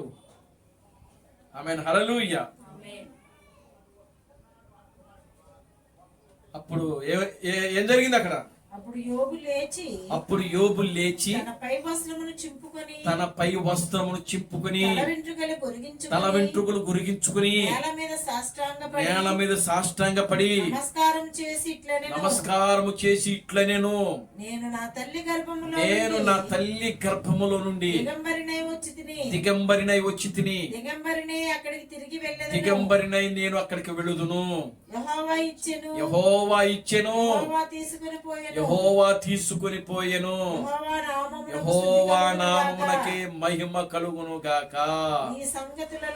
ఈ సంగతులలో ఏ విషయమందును యోబు ఏ పాపమును చేయలేదు. అది దేవుడు అన్యాయము చేసనని చెప్పలేదు. దేవుడు అన్యాయము చేసినని చెప్పలేదంట. ఇంకా ఏ పాపము కూడా. అదండి, అదే పెళ్లి కుమార్తె మనసు. దేవునికి స్తోత్రం కలుగును గాక. హల్లెలూయా. ఆమేన్. హల్లెలూయా. మన జీవితంలో ఏది జరిగినా దేవుని చిత్తమే జరుగుతుందని చెప్పి మనం ప్రియులారా దేవునికే అప్పగించాలి ప్రతి కార్యం కూడా. ఆమేన్. హల్లెలూయా. ఒక తండ్రి కుమార్తెను కోల్పోయాడు యెఫ్తా. మరి ఎంత బాధపడి ఉన్నారు? ఒకే ఒక కుమార్తె. ఆమేన్. హల్లెలూయా. ఒక తండ్రి ఇక్కడ 7 కుమారులను 3 కుమార్తెలను కోల్పోతున్నాడు. ఇక్కడ దేవునికి స్తోత్రం కలుగును గాక. హల్లెలూయా. ఇవన్నీ దేవుడు మనకు పరిశుద్ధ గ్రంథంలో ఊరికినే రాయించలేదు. వాళ్ళ జీవితాలను మనం చదువుకుంటూ ప్రియులారా ఆ విధంగా జీవించుటకు మాత్రమే దేవుడు మన కోసం వీటిని రాయిపించాడు. ఆయన దేవునామానికి మహిమ కలుగును గాక. హల్లెలూయా. లేచాడు, బట్టలు పై వస్త్రాన్ని చించుకున్నాడు, తల కొరిగించుకున్నాడు, గుండు కొట్టించుకున్నాడు, స్నానం చేశాడు, నేల మీద సాష్టాంగ పడి నమస్కారం చేస్తూ ఆయన అక్కడ మాట్లాడుతున్నాడు. ఏమంటున్నాడు? నేను నా తల్లి గర్భములో నుండి దిగంబరిగా వచ్చి తిని మరలా తిరిగి దిగంబరినై వెళుదును. యెహోవా ఇచ్చెను, యెహోవాయే తీసుకొనెను. యెహోవా నామమునకు స్తుతి కలుగును గాక. అబ్బా, ఎంత ధైర్యం అండి అది. దేవునికి స్తోత్రం కలుగును గాక. హల్లెలూయా. ఆమేన్. హల్లెలూయా. అది త్యాగము, అది ధైర్యము. శ్రమలలో నీవు నిలబడినప్పుడే, నువ్వు శోధించబడినప్పుడే దేవునికి స్తోత్రం కలుగును గాక. హల్లెలూయా. ఆ శ్రమలను నీవు జయించగలిగినప్పుడే ప్రియులారా దేవుడు మన పక్షాన ఒక మంచి సాక్ష్యం కలిగి ఉంటాడు. ఆయన దేవుని నామానికి మహిమ కలుగును గాక. హల్లెలూయా. Glory to God. హల్లెలూయా. యెహోవా నామమునకు స్తుతి కలుగును గాక. యెహోవా నామమునకు మహిమ కలుగును గాక. యెహోవా నామము స్తుతింపబడును గాక, యెహోవా నామమునకే మహిమ కలుగును గాక అని చెప్పి యోబు దేవుని సన్నిధిలో దేవుని స్తుతిస్తున్నాడు, దేవుణ్ణి మహిమపరుస్తున్నాడు, దేవుణ్ణి ఘనపరుస్తున్నాడు యోబు. ఇక్కడ ఆమేన్. ఒక చేతగానోడులా కూర్చోవట్లేదు ఆయన. దేవుని స్తోత్రం కలుగును గాక. హల్లెలూయా. నేనేం తీసుకొచ్చాను ఈ లోకంలో? ఏది మనం తీసుకొచ్చాం? ఏమన్నా తీసుకొచ్చామా? ఇదే ఇక్కడ యోబు చెప్పేది. ఈ లోకంలో నేను నా తల్లి గర్భంలో నుంచి వచ్చినప్పుడు ఏమో ఎలా వచ్చాడంట? దిగంబరినై వచ్చాడంట. అంటే ఈ మొలతాడు కూడా లేదు ఆయనకి. దేవునికి స్తోత్రం కలుగును గాక. హల్లెలూయా. అందుకే ఇప్పుడు ఎవరైనా చచ్చిపోయారు అనుకోండి, పాతి పెట్టేటప్పుడు ఏం చేస్తారు? ఆయన ఆ ఒంటి మీద ఉన్న మొలతాడు కూడా బిగేస్తారు. ఎందుకు తెలుసా? దిగంబరినే వచ్చాడు, దిగంబరినే పోతున్నాడని చూపించడానికి. అది దేవుని నామమునకి మహిమ కలుగును గాక. హల్లెలూయా. చూడండి ప్రియులారా, గమనించండి. దేవుడు ఇక్కడ యోబు యొక్క జీవితాన్ని ఈరోజు నిజమైన పెళ్లి కుమార్తె జీవితంగా పోలుస్తున్నాడు ఇక్కడ. ఆమేన్. హల్లెలూయా. యోబు ఒక పరిపూర్ణమైన క్రీస్తుకి, నిజమైన వధువుకి సూచనగా ఉన్నాడు. చూడండి, యోబు జీవితంలో పాపం కనబడట్లేదు ఇక్కడ. యోబు జీవితంలో యథార్థత కనబడుతుంది, యోబు జీవితంలో నీతి కనబడుతుంది, యోబు జీవితంలో దేవుని యందు భయము భక్తి కనబడుతుంది. యోబు జీవితంలో ఆయన ఎన్నడూ కూడా పాపమును చెడుతనమును ఏం చేసినాడంట? ఆయన విసర్జించాడంట. విసర్జించాడు ఆయన. దేవునికి స్తోత్రం కలుగును గాక. హల్లెలూయా. Glory to God. హల్లెలూయా. ఇవి ఇక్కడ జరిగిన 4 శోధనలు. ఇవి ఏంటండి? అవునా? దేవునికి స్తోత్రం కలుగును గాక. హల్లెలూయా. మొదటిది ఏమిటి? ఎద్దులు, నాగలి దున్నే గాడిదలు మొదటి శ్రమ. రెండవ శ్రమ గొర్రెలు, పనివారు. మూడవ శ్రమ ఒంటెలు, పనివారు. నాలుగవ శ్రమ కుమారులు, కుమార్తెలు. ఐదవ శ్రమ ఏంటో తెలుసా? 2వ అధ్యాయానికి రండి. ఇప్పుడు ఇందాక మరి మీరు చదివారు కదా వాక్యం. దేవునికి స్తోత్రం కలుగును గాక. హల్లెలూయా. చూడండి 2వ అధ్యాయం 6వ వచనం. అందుకు యెహోవా అతడు నీ వశమున ఉన్నాడు, అతని ప్రాణము మాత్రము నీవు ముట్టవద్దని సెలవిచ్చెను. చాలు. చూడండి ఇక్కడ చూడండి, ఇలా చూడండి. యోబు జీవితంలో ఎద్దులు పోయినా, గొర్రెలు పోయినా, ఒంటెలు పోయినా, కుమారులు కుమార్తెలు పోయినా అతడు ఇంకనూ తన యథార్థతను విడిచిపెట్టలేదు అని వాక్యంలో రాయబడింది. ఆమేన్. హల్లెలూయా. 2వ అధ్యాయము 3వ వచనం చదవండి. అందుకు యెహోవా నీవు నా సేవకుడైన యోబు సంగతి ఆలోచించితివా? నా సేవకుడైన యోబు సంగతి ఆలోచించితివా? అతడు యథార్థవంతుడును న్యాయవంతుడునై దేవుని యందు భయభక్తులు కలిగి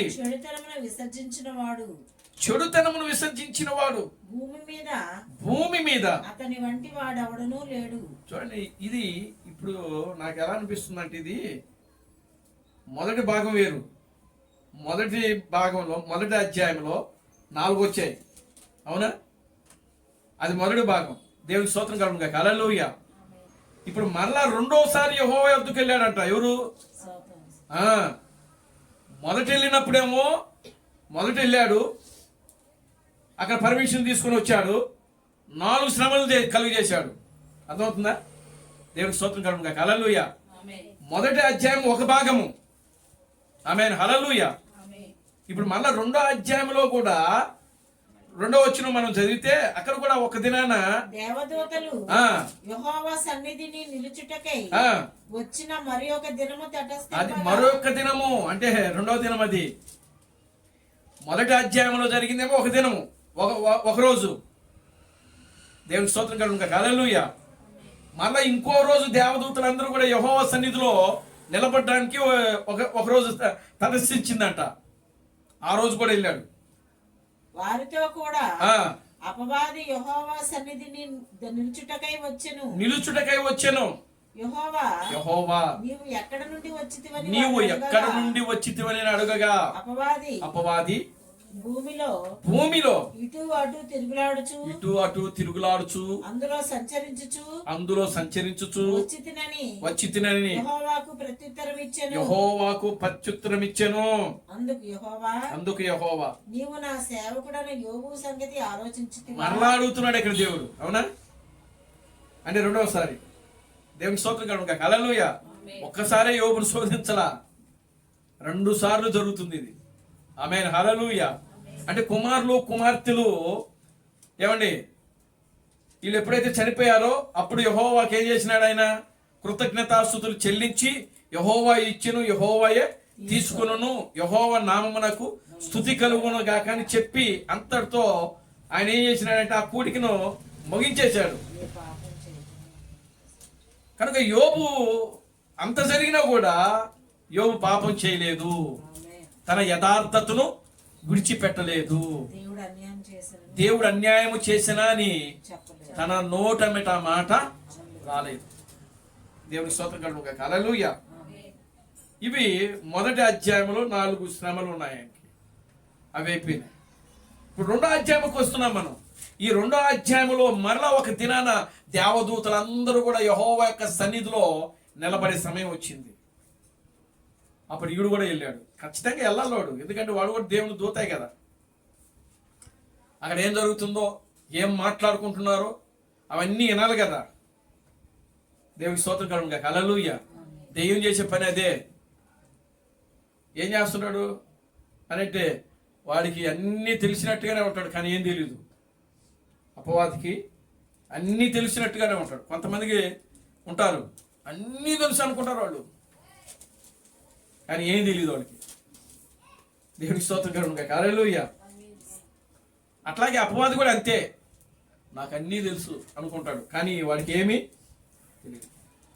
కనుక మళ్ళా 2వసారి దేవదూతలు యెహోవా సన్నిధిని నిలబడే సమయం, ఒక సమయం వచ్చినప్పుడు మళ్ళా ఈడు కూడా వెళ్ళాడు. అక్కడికి వెళ్ళి ఆ సభలో కూర్చున్నాడు. మీటింగ్ అయిపోయింది. అప్పుడు మరలా అడిగాడు దేవుడు, ఎక్కడి నుంచి వచ్చావు? భూమి మీద నుంచి అటు ఇటు తిరుగుతూ వచ్చావు. ఇంతకు మరలా నా యోబును నువ్వు చూసావా? ఆమేన్ హల్లెలూయా అన్నాడా? దేవుని స్తోత్రం కలుగును గాక హల్లెలూయా. ఇంకనూ అతడు తన యథార్థతను విడిచిపెట్టలేదు. ఆమేన్ హల్లెలూయా. అతడు ఇంకనూ న్యాయవంతుడై ఉన్నాడు. గ్లోరీ టు గాడ్ హల్లెలూయా. అతడు ఇంకా నా యందు భయభక్తులు కలిగి ఉన్నాడు. ఆమేన్ హల్లెలూయా. చెడుతనమును ఏమాత్రం పాపం చేయలేదే. మళ్ళా అంటున్నాడు, మళ్ళా సాక్ష్యం ఇస్తున్నాడు దేవుడు. ఏమంటున్నాడు? భూమి మీద యోబు వంటి వాడు. ఇది మనం దేవుని దగ్గర కలిగి ఉండవలసిన సాక్ష్యము ఇదండి, యథార్థత. నువ్వు ఎక్కడున్నా సరే యథార్థతను విడిచిపెట్టకూడదు. ఏ ప్రాంతంలో ఉన్నా సరే యథార్థతను విడిచిపెట్టకూడదు, నీతి విడిచిపెట్టకూడదు. ఆమేన్ హల్లెలూయా. దేవుని యందు భయము భక్తిని మనము కోల్పోకూడదు. నువ్వు అన్ని జనుల మధ్య ఉన్నా, లేకపోతే క్రైస్తవుల మధ్య ఉన్నా, నువ్వు శ్రమలో ఉన్నా, శోధనలో ఉన్నా, ఇరుకులు ఇబ్బందుల్లో ఉన్నా, నీ యథార్థతను నువ్వు విడిచిపెట్టకూడదు. నీతిమంతుడివై యథార్థత కలిగి దేవుని యందు భయము భక్తి కలిగి చెడుతనమును పాపమును విసర్జించగలిగిన వాడు ఉన్నాడు. ఆమేన్ హల్లెలూయా. ఏమైంది అప్పుడు చూడండి. అప్పుడు మరలా అపవాదికి మరలా ఇంకొక అవకాశం ఇచ్చాడు. ఈ అవకాశంలో ఏంటో ఇంకా వాడికి ఇంకేమీ లేవు, అన్నీ అయిపోయినాయి కదా. ఆస్తి మొత్తం పాడు చేసేసాడు.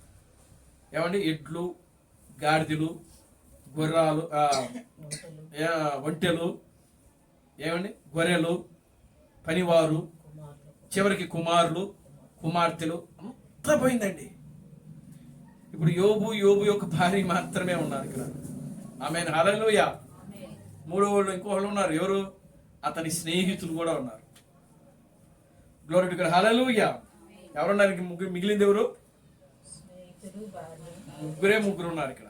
యోబు ఉన్నాడు, యోబు భార్య ఉంది, యోబుకి ముగ్గురు స్నేహితులు ఉన్నారు, వాళ్ళు ఉన్నారు. ఇప్పుడు దేవుడు ఏమన్నాడంటే, ఇదిగో అతను నీ వశములో ఉన్నాడు, నీవు అతని ప్రాణమునకును ఏ హాని చేయవద్దు అని చెప్పినప్పుడు తన దేహమును మాత్రమే తీసుకో అన్నాడు. అప్పుడు వెంటనే వచ్చేసి ఏం చేసినాడు? యోబు యొక్క శరీరాన్ని మొత్తాడు. అరికాలు నుంచి నడినెత్తి వరకు ఏమొచ్చినాయంట? కురుపులతో యోబును మొత్తెను. ఏ కురుపులు అంటాయి? బాధగల కురుపులు. బాధ కలిగిన కురుపులు అంట. దేవుడికి స్తోత్రం కలుగును గాక. హల్లెలూయా. కొంచెం కింద చదవండి ఇంకా. అతడు ఒళ్ళు గోక్కొనుటకై, ఒళ్ళు గోక్కోడానికి చిల్ల పెంకు తీసుకుని బూడిదలో కూర్చుండగా అతని భార్య వచ్చి, ఇప్పుడు చూడండి, ఇక్కడ ఆగండి. దేవునికి స్తోత్రం కలుగును గాక. హల్లెలూయా. ఇప్పుడు యోబు, ఇప్పటి వరకు యోబు శోధించబడలా. ఇప్పుడు యోబుకే వచ్చేసింది ఆల్రెడీ. అర్థమవుతుందా? యోబు యొక్క శరీరము మొత్తాడు, యోబుకు రోగం వచ్చేసింది ఇప్పుడు. ఆమేన్. హల్లెలూయా. యోబు అరికాల నుంచి నడినెత్తి వరకు కూడా బాధపరిచేటువంటి కురుపులతో నిండిపోయాడు.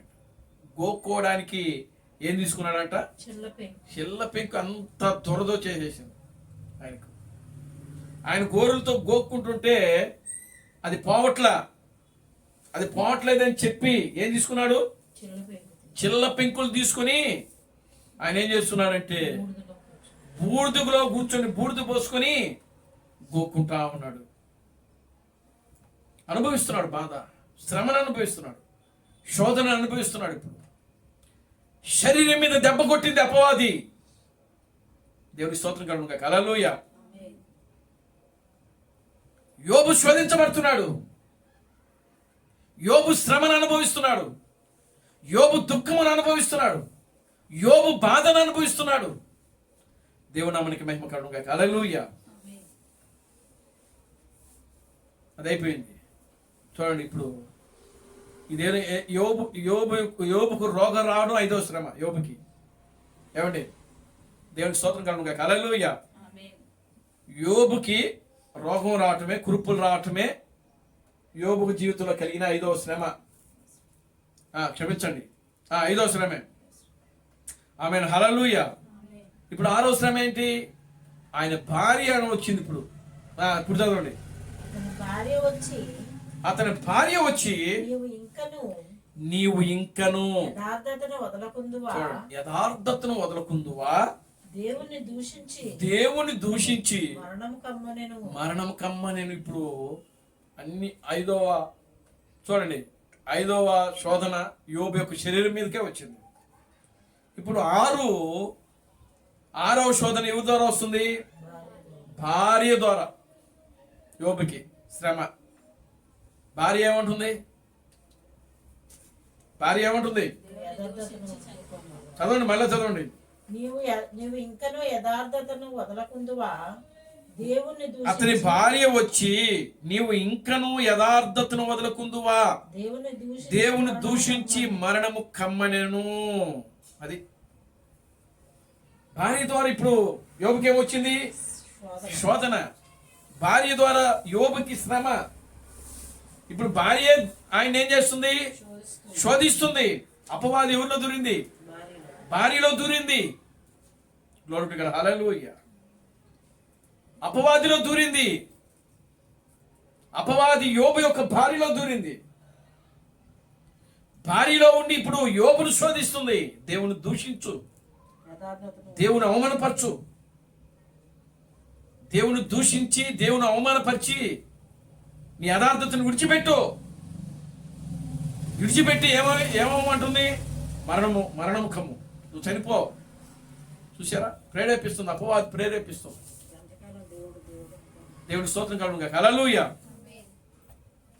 యోబు యొక్క భార్య యోబును, ఇంకనూ నువ్వు యథార్థతను విడిచిపెట్టవా? చూసారా? యథార్థతను వదలకుందువా, దేవుని నామానికి మహిమ కలుగును గాక. హల్లెలూయా. ఇంకనూ నీవు యథార్థతను వదలకుందువా? దేవుని స్తోత్రం కలుగును గాక. హల్లెలూయా. దేవుణ్ణి దూషించి మరణము కమ్ము, చచ్చిపో. ఏ భార్య అయినా భర్తను అలాగే అంటుందా? ఇప్పుడు అంటున్నారులేండి, ఇప్పుడు అంటున్నారు. ఎప్పుడు చేస్తారా అనుకుంటున్నారు. అవును కదా, చాలామంది లోకస్తులే. దేవుని స్తోత్రం కలుగును గాక. హల్లెలూయా. కానీ యోబు భార్య అలా అనిపిస్తుంది. యోబు భార్యలో అపవాది దూరి ఏమంటుంది? నువ్వు దేవుణ్ణి దూషించి మరణము కమ్ము, దేవుని అవమానపరిచి మరణించు. దేవుని స్తోత్రం కలుగును గాక. హల్లెలూయా. అప్పుడు యోబు ఏమంటున్నాడు? మూర్ఖురాలు మాట్లాడినట్లు. చూసారా, ఆయన భార్యని ఏమంటున్నాడు? ఆయన మూర్ఖురాలు మాట్లాడుతున్నట్లు మాట్లాడుతున్నావు. మనము దేవుని వలన మేలును అనుభవించుదుమా, కీడును మనము తగదా? నేను ఈ సంగతులలో ఏ విషయమును యోబు నోటి మాటనైనను పాపము చేయలేదు. దేవుని స్తోత్రం కలుగును గాక. హల్లెలూయా. భార్య వచ్చి, అయ్యా ఇంకా నువ్వు యథార్థతను విడిచిపెట్టవా? ఇది ఏం చేసింది ఆ యథార్థత? నిన్ను, నీ ఆస్తి పోయింది, ఎద్దులు పోయినాయి, గాడిదలు పోయినాయి, గొర్రెలు పోయినాయి, ఒంటిలు పోయినాయి, కుమారులు కుమార్తెలు పోయారు, అందరు పోయావు. చివరికి నువ్వు కూడా రోగిష్టిపోయావు.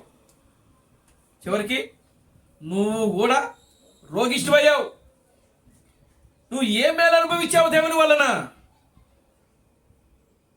ఏం లాభం వచ్చింది నీకు దేవుని వలన? దేవునికి స్తోత్రం కలుగును గాక. హల్లెలూయా. కనుక ఇకనైనా సరే నీ దేవుని నువ్వు దూషించి అవమానపరిచి చచ్చిపో, మరణించు అని అంటున్నాడు. అప్పుడు యోబు అంటున్నాడు, మూర్ఖురాలువి మాట్లాడుతున్నట్లు మాట్లాడుతున్నావే, దేవుని వలన మనము మేలును అనుభవించుదమా, కీడును అనుభవించువారము కామా? ఆమేన్. హల్లెలూయా. చూసారా, దేవుని వలన ఆయన ఏం కోరుకుంటున్నాడు? కీడును కోరుకుంటున్నాడు. దేవునికి స్తోత్రం కలుగును గాక. హల్లెలూయా. నిజమే, ఒక నిజమైన విశ్వాసి, దేవుని యందు యథార్థమైన కలిగిన విశ్వాసి, దేవుని యందు నమ్మకం కలిగిన విశ్వాసి, పాపమును చెడుతనమును విసర్జించిన ఏ నిజ విశ్వాసి అయినా సరే, దేవుని వలన కీడొచ్చినా సరే దాన్ని ఎదుర్కోగలిగే శక్తి, సామర్థ్యము దేవుడు మనకు ఆల్రెడీ మనలో ఉంచాడు. ఆయన దేవునికి స్తోత్రం కలుగును గాక. హల్లెలూయా. ఆమేన్. హల్లెలూయా. యోబుకు తెలుసు, ఒకవేళ కీడు వచ్చినా సరే నేను దానిని జయించగలను. మనము దేవుని వలన మేలు మాత్రమే కాదు, కీడును కూడా మనం అనుభవించాలి. ఈ రోజున ప్రియులారా, ఒకవేళ ఏ పాస్టర్ అయినా సరే పొరపాటున ఏదన్నా నోటు జారి ఏదన్నా అన్నాడు అనుకోండి, ఆయనే పాస్టర్ అండి, శపిస్తాడు అంటారా? అంటారా? దేవునికి స్తోత్రం కలుగును గాక. హల్లెలూయా. అంటే జనులకి ఏం కావాలి? మేలే కావాలి, జనులకి ఆశీర్వాదాలే కావాలా, జనులకు దీవెనలే కావాలా. నువ్వు కారు కొంటావని చెప్పు, అబ్బో మా పాస్టర్ గారు కారు కొంటాడంటే చెప్పాడండి. నువ్వు బంగారం కొంటావని చెప్పు. ఆయన ఎవరు ఒక పాస్టర్ చిన్న బంగారానికి ప్రార్థన చేసి, దీన్ని తీసుకెళ్ళి నీ బీరువాలో ఆ లాకర్లో పెట్టుకోమా, నీ బంగారం 10 రెట్లు అయిపోతా అని చెప్తున్నాడు. చూడండి, అబద్ధాలు, మోసాలు. దేవుడు అలా కాదు. దేవుడి ద్వారా మనము మేలును అనుభవించాలి, కీడును కూడా. ఒక నిజ విశ్వాసి కీడును కూడా అనుభవించడానికి తన జీవితాన్ని ఆ విధంగా సిద్ధం చేసుకోవాలి. అది శ్రమలో నేను కృంగిన ఎడల నేను శాతవాని వాడిగా ఉండకూడదు. అది దేవుని యొక్క ఉద్దేశం. అది దేవుని స్తోత్రం కలుగునుగా. హల్లెలూయా. ఇక్కడికి 6 అయిపోయినాయి. యోబు యొక్క శరీరము ఏమైపోయింది? క్షీణించిపోయింది. యోబు రోగిష్ఠుడైపోయాడు. యోబు భార్య దూషించింది, చచ్చిపో అంటుంది. ఈ సంగతులలో ఏ విషయమందును యోబు నోటి మాటతోనైనను పాపము చేయలేదు. అది కనీసము నోటి మాటతో కూడా ఆయన పాపము చేయలేదంట. దేవుని దూషించలేదు. నిజమే ప్రియమైన దేవుడు మనకి మహిమ కలుగునుగాక. హల్లెలూయా. దేవుడు అని మనం ఏం చేయగలుగుతాం? అది యోబుకు బాగా తెలుసు. దేవుని స్తోత్రం కలుగునుగాక. హల్లెలూయా. తెలియక చాలా మంది ఏమనుకుంటున్నారు? దేవుడు నాకు అన్యాయం చేశాడు, దేవుడు నాకు అన్యాయం చేశాడు, దేవుడు అనేవాడు ఉంటే ఈ విధంగా చేస్తాడా? ఏమండి, ఇవన్నీ కూడా మూర్ఖులు మాట్లాడే మాటలవి, మూర్ఖులు అన్నమాట. దేవుడు నాకు అన్యాయం చేశాడని చెప్పడం ఒక మూర్ఖుడి పని. అది దేవుడు నాకు ఏం న్యాయం చేశాడని చెప్పడం ఒక మూర్ఖులు మాట్లాడే మాటలవి. కనుక ప్రియమైన దేవుని బిడ్డలారా, దేవుడు ఒకరి జీవితంలో ఆయన చిత్తం ఏదైతే ఉంటుందో, ఆయన ప్రణాళిక ఏదైతే ఉంటుందో దాన్ని మాత్రమే ఆయన జరిగిస్తూ ముందుకెళ్ళిపోతా ఉంటాడు. దేవుని స్తోత్రం కలుగునుగాక. హల్లెలూయా. ఇప్పుడు చూడండి,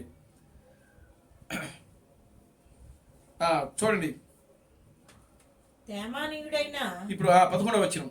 తేమానీయుడైన ఎలీఫాజు, షూహీయుడైన బిల్దాదు, నయమాతీయుడైన జోఫారు అను యోబు ముగ్గురు స్నేహితులు అతనికి సంభవించిన ఆపదలన్నిటిని గురించి వినిన వారై అతనితో కలిసి దుఃఖించుటకును అతనిని ఓదార్చుటకును పోవలనని ఆలోచించుకుని తమ స్థలములను విడిచి వచ్చిరి. చూడండి, వారు వచ్చి దూరముగా నిలబడి కన్నులెత్తి చూచినప్పుడు అతని పోల్చలేక తమ వస్త్రములను చింపుకొని ఆకాశము తట్టు తలల మీద ధూళి చల్లుకొని ఎలుగెత్తి ఏడ్చిరి. అతని బాధ అత్యధికంగా ఉండేనని గ్రహించి ఎవరును అతనితో ఒక మాట అయినను పలుకక రేయింబగళ్ళు 7 దినములు అతనితో కూడా నేలను కూర్చుండిరి. దేవునికి స్తోత్రం కలుగునుగాక. హల్లెలూయా. ఆమేన్. హల్లెలూయా. ఇప్పుడు అందరూ అయిపోయారు. ఇప్పుడు ఎవరు వచ్చారు? యోబు రోగంతో ఉన్నాడు, అంతా అయిపోయిందట యోబు అని చెప్పి ఈ వార్త ఎవరికి తెలిసింది? తన 3 స్నేహితులకు తెలిసింది. ఆ స్నేహితులు వచ్చారు. వచ్చిన తర్వాత దగ్గర కూడా వెళ్ళా, దూరంగా ఉండి నిలబడి చూశారంట. చూసి అతను గుర్తుపట్టలేనటువంటి స్థితిలో యోబు మారిపోయాడు. చూడటానికి అసలు ఇతను యోబా కాదా? నిన్న ఒక సహోదరి ఇంటికి వెళ్ళాను నేను. నిజంగా ఆమె యొక్క భర్త చాలా బాగుంటాడు, చాలా హైటు, మంచి అందగాడు. దేవుని స్తోత్రం కలుగునుగాక. హల్లెలూయా. చాలా బాగుంటాడు ఆయన. ఊపిరితిత్తుల్లో సీమ బట్టి ఆయన ఏమైపోయాడంటే బలహీనుడైపోయాడు. ఎలా ఉండే మనిషి ఎలా అయిపోయాడంటే నిజంగా ఆయన చూసి నేను దాదాపు 6 నెలలు అయింది. దేవునామానికి మహిమ కలుగునుగాక. హల్లెలూయా. చూడండి, 6 నెలలకు ముందు ఆయన బాగున్నాడు, చాలా బాగున్నాడు. ఎంత బాగున్నాడంటే నిజంగా ఎంత బాగుంటాడు ఆయన మనిషి మామూలుగానే. 6 నెలల తర్వాత రాత్రి వాళ్ళ ఇంటికి వెళ్ళి ఆయన చూస్తే ఆయనైనా ఈయన అనిపించింది. మనిషి ఇట్ అయిపోయాడు, లెగలేని స్థితి, కుర్చీలో కూర్చో ఉన్నాడు. చూసారా ప్రియమైన దేవుని బిడ్డలారా? ఎందుకు అంటే ఆ వ్యాధి ఆ మనిషిని ఏం చేస్తుంది? ఆ విధంగా కృంగతీసేసింది. ఆ బలహీనత ఆ మనిషిని ఆ విధంగా కృంగతీసేస్తుంది. ప్రియమైన దేవుని బిడ్డలారా, యోబును కూడా ఆయనకు వచ్చిన ఆ వ్యాధి, ఆ రోగము యోబుని ఏం చేసేసింది? పూర్తిగా ఆయనకి కలిగిన శ్రమలు, ఆ శోధన, దుఃఖము ఇవన్నీ కూడా యోబుని కృంగదీసేసేసాయి. యోబును గుర్తుపెట్టలేకపోతున్నాడు. ఆ యొక్క స్నేహితులు గుర్తుపట్టలేకపోతున్నారు. ఏమైంది? దేవుని స్తోత్రం కలుగుగా. హల్లెలూయా. కనీసం అతనితో మాట్లాడలేదు. వెళ్ళిపోయి సైలెంట్గా కూర్చొని అతనితో కూడా 7 దినాలు ఏం చేశారట? ఏం చేశారు? 7 దినములు అతనితో కూడా నేలను కూర్చుండిరి. అప్పుడు బయటకు వచ్చారు. బయటకు వచ్చిన తర్వాత ఏమంటున్నారో తెలుసా ఈ స్నేహితులు? యోబు ఏదో రహస్యంగా తప్పు చేశాడు, పాపము చేసి ఉంటాడు. దేవునికి స్తోత్రం కలుగుగా. హల్లెలూయా. యోబు ఏం చేశాడంట? రహస్యంగా, ఎవరికి తెలియకుండా. వీళ్ళెవరు? క్రీస్తు బిడ్డ అని చెప్తున్నాడు. వీళ్ళెవరో కాదంట, వీళ్ళు ఒక చిన్న సంఘం అంట. అది ఆమె. హల్లెలూయా. అంటే యోబుకి శ్రమ వస్తే ఇప్పుడు యోబు గురించి వీళ్ళు ఏం చేయాలి? ప్రార్థించాలి. పేతురు చెరసాల్లో ఉన్నప్పుడు సంఘం ఏం చేసింది? ఆసక్తి కలిగి, అత్యాసక్తి కలిగి పేతురు గురించి ఏం చేసింది? ప్రార్థించింది.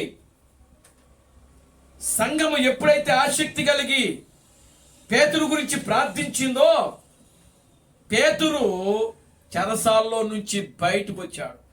ఒక దేవదూత చెరసాలు తలుపులు తెరిచింది. వారి ప్రార్థన పరలోకము నుండి భూమి మీదకి ఎవరిని రప్పించిందంటే దూతను రప్పించింది. పేతురు పడుకున్నాడు, నిద్రపోతున్నాడు. పేతురు లే అన్నాడు. అంతే. ఆ యొక్క చెరసాలపు తలుపులు తెరవబడ్డాయి. పేతురు చెరసాల నుంచి బయటకు వెళ్ళిపోయాడు. దేవునికి స్తోత్రం కలుగుగా. హల్లెలూయా. ఇప్పుడు ఈ స్నేహితులు ఏం చేసినారంటే యోబును ప్రియులారా అవమానపరిచారు. యోబును ఏం చేశారంటే దూషించారు. యోబును ఏం చేసినారంటే ప్రియులారా రహస్యంగా పాపము చేసిదో అని చెప్పి యోబు గురించి ప్రియులారా మాట్లాడుకుంటున్నారు. చూడండి 32వ అధ్యాయం, యోబు గ్రంథము 32వ అధ్యాయం.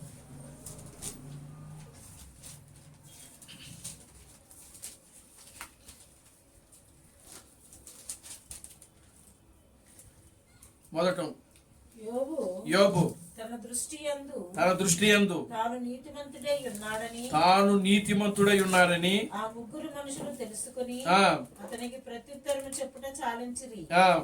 అప్పుడు రాము వంశస్థుడును బుజ్జీయుడను బరకేలు కుమారుడనగు ఏలీహు యోబు దేవుని కంటే తానే నీతిమంతుడైనట్లు చెప్పుకొనుట చూచి అతని మీద బహుగా కోపగించెను. చూడండి, ఇప్పుడు ఇక్కడ ఏమంటున్నారంటే యోబు తన దృష్టి యందు తాను నీతిమంతుడై ఉన్నాడని ఆ ముగ్గురు ఏం చేస్తున్నారు?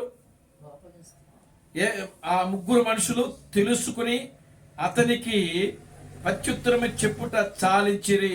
వీళ్ళు ఏమనుకున్నారంటే యోబు తన దృష్టిలో తాను దృష్టిలో ఆయనే నీతిమంతుడు అనుకుంటున్నాడు, ఆయనే యథార్థవంతుడు అనుకుంటున్నారు. అంటే వీళ్ళు ఏం చేస్తున్నారు తెలుసా? ఏం చేస్తున్నారు ఇక్కడ అనంటే యోబు యొక్క ముగ్గురు స్నేహితులు యోబును గురించి ఏమంటున్నారంటే ఏదో రహస్యంగా పాపం చేశాడు అని చెప్పి దూషిస్తున్నారు. దేవుడు మనకి మహిమ కలుగుగా. హల్లెలూయా. డోర్ హల్లెలూయా. చూడండి 3వ వచనం చదవండి. మరియు యోబు యొక్క ముగ్గురు స్నేహితులు ప్రత్యుత్తరం ఏమీ చెప్పకయే యోబు మీద దోషము మోపినందున వారి మీద కూడా అతడు బహుగా కోపగించెను. అదిగో దోషం ఏం చేశారు? యోబు మీద ఏం చేసినారు వీళ్ళు? ఏ దోషం మోపారు? రహస్యంగా పాపం చేశారు. దేవుని స్తోత్రం కలుగుగా. హల్లెలూయా. దోషం, ఒక నేరం మోపారు యోబు మీద. యోబు ఎలాంటి వాడో వీళ్ళకి తెలుసు. యోబు జీవితం ఏంటో ఈ ముగ్గురు స్నేహితులకు తెలుసు. తెలిసి కూడా ప్రియులారా యోబు మీద ఏం చేస్తున్నారు వీళ్ళు? నేరం మోపుతున్నారు, దోషం మోపుతున్నారు. దేవుని స్తోత్రం కలుగుగా. హల్లెలూయా. ఆమేన్. యోబు మీద నేరము, దోషము మోపుతున్నారు వీళ్ళు. దేవుని నామానికి మహిమ కలుగుగా. హల్లెలూయా. ఆమేన్. దేవుని స్తోత్రం కలుగుగా. హల్లెలూయా. ఏమంటున్నారండి ముగ్గురు స్నేహితులు? ఏమంటున్నారు? 3వ వచనం. మరియు యోబు యొక్క ముగ్గురు స్నేహితులు ప్రత్యుత్తరమేమీ చెప్పకయే యోబు మీద దోషము మోపినందున వారి మీద కూడా అతడు బహుగా కోపగించెను. అది యోబుకు కోపం వచ్చినప్పుడు. ఎప్పుడు వచ్చింది కోపం ఆయనకి? ఎప్పుడు వచ్చింది? దేవుని కంటే నీవే నీతిమంతుడు అయినట్లు చెప్పుకుంటున్నావు. అంటే నువ్వు ఏదో తెలియకుండా తప్పు చేసేసావు. వీళ్ళు అనుకున్నారు ఏదో యోబు ఏదో దేవునికి రహస్యంగానే తప్పు చేశాడు, లేకపోతే ఇంత నష్టం ఎందుకు వస్తుంది, ఇంత కీడు ఎందుకు వస్తుంది? ఏమండి? దేవుని స్తోత్రం కలుగుగా. హల్లెలూయా అని చెప్పి వాళ్ళు మనసులో అనుకుని ఇప్పుడు ఇక్కడ ఏమంటున్నారంటే, ప్రియులారా, అతనికి ఏదో చెప్పబోయారు. ఇక్కడ ఏం చెప్పబోతున్నారు? అతను ప్రత్యుత్తరం ఏమి ఇవ్వక యోబు మీద ఏదో సలహా ఇవ్వాల్సింది పోయి ఏమంటున్నారండి? దోషము, నేరము మోపుతున్నారు. కోపం వచ్చింది యోబుకి. 5వ వచనం చదవండి. అయితే ఎలీహు ఆ ముగ్గురు మనుషులు ప్రత్యుత్తరం ఏమీ ఇవ్వకపోవుట చూచినప్పుడు అతని కోపము రేగెను. కావున భూజీయుడైన బరాకేలు కుమారుడగు ఎలీహు ఇలాగూ మాట్లాడసాగెను. నేను పిన్న వయసు గలవాడను, మీరు బహు వృద్ధులు. ఆ హేతువు చేతను నేను భయపడి నా తాత్పర్యమును మీకు తెలుపుటను తెగింపలేదు. చూడండి, దేవుడి స్తోత్రం కలుగుగా. హల్లెలూయా. కనుక ప్రియమైన దేవుని బిడ్డలారా, దేవుడు యోబు ఇక్కడ తన యొక్క స్నేహితుల ద్వారా కూడా ఏమవుతున్నాడంటే శోధించబడుతున్నాడు. ముగ్గురు స్నేహితుల మీద ఎందుకు వచ్చింది యోబుకి కోపం? దేవునికి స్తోత్రం కలుగుగా. హల్లెలూయా. యోబుకి కోపం వచ్చింది. ఎందుకు? యోబును దూషించారు వాడు. యోబు మీద పిల్లలు గమనించండి, యోబు ఏదో రహస్యంగా తప్పు చేశాడు, పాపం చేశాడు. అందుకే ఈ శోధన వచ్చింది, అందుకే ఈ కీడు వచ్చింది, అందుకే ఈ శ్రమలు వస్తున్నాయి, అందుకే ఈ శోధనలు వచ్చినాయి యోబుకి అని చెప్పి ప్రియులారా చూడండి, యోబు మీద ఆ విధంగా మాట్లాడుతున్నారు. యోబును దూషించారు ముగ్గురు స్నేహితులు.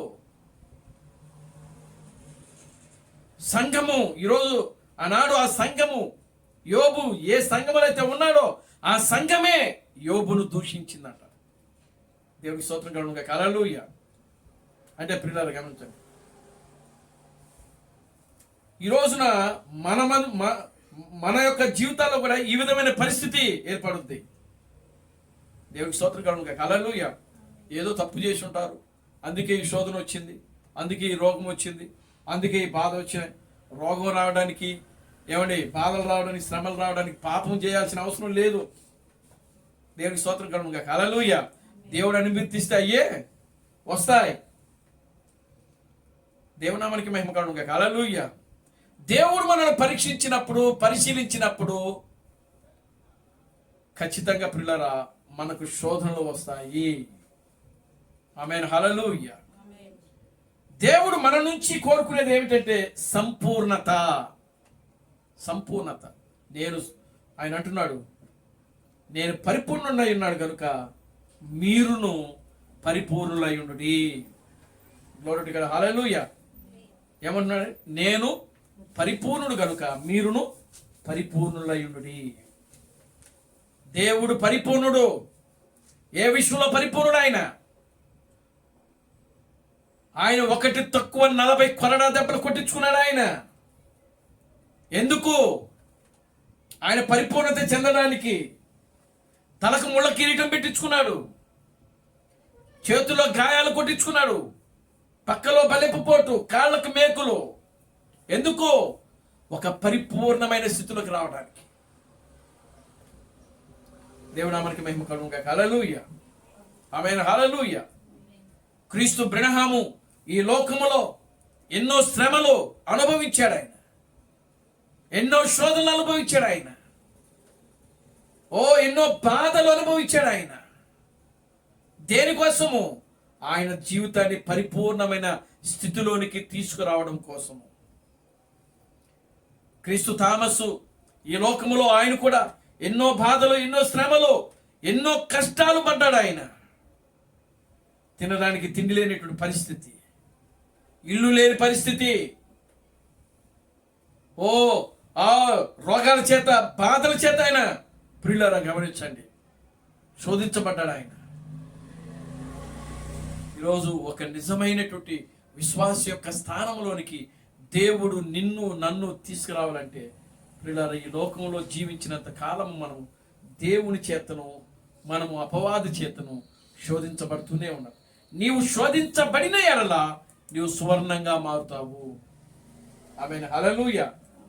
ఏమండి? నీవు శోధించబడిన ఎడల ఏంగా మారుతావు? సువర్ణంగా. కనుక ఈ రోజున ప్రియులారా ఆయన జీవితమే పెళ్లి కుమార్తె యొక్క జీవితం. ఎవరి జీవితము? యోబు యొక్క జీవితమే పెళ్లి కుమార్తె యొక్క జీవితం. యేసుక్రీస్తు కంటే ముందు పరిశుద్ధ గ్రంథములో అపవాది చేత శోధించబడిన వ్యక్తి ఎవరైనా ఉన్నారు అంటే అది యోబే. అవునా? దేవునికి స్తోత్రం కలుగును గాక. హల్లెలూయా. యేసుక్రీస్తు దగ్గర కూడా ఎవరు వచ్చారు? అపవాది వచ్చింది. యోబు దగ్గరికి ఎవరు వెళ్ళింది? అపవాదే వెళ్ళింది. క్రీస్తు బ్రహ్మ దగ్గరికి ఎవరు వెళ్ళారు? అపవాది వెళ్ళింది. ఎప్పుడు వెళ్ళింది? క్రీస్తు బ్రహ్మ దగ్గరికి అపవాది ఎప్పుడు వెళ్ళిందో తెలుసా? దేవునికి స్తోత్రం కలుగును గాక. హల్లెలూయా. ఆయన భార్య చనిపోయింది, హాస్పిటల్లో ఉంది. ఆయన వెళ్ళాడు, ఆమెను చూడటానికి వెళ్ళాడు. క్రీస్తు బ్రహ్మము, ప్రభు అయిన క్రీస్తు బ్రహ్మము, ఆయన యొక్క భార్య ఎవరామె? Hope sister.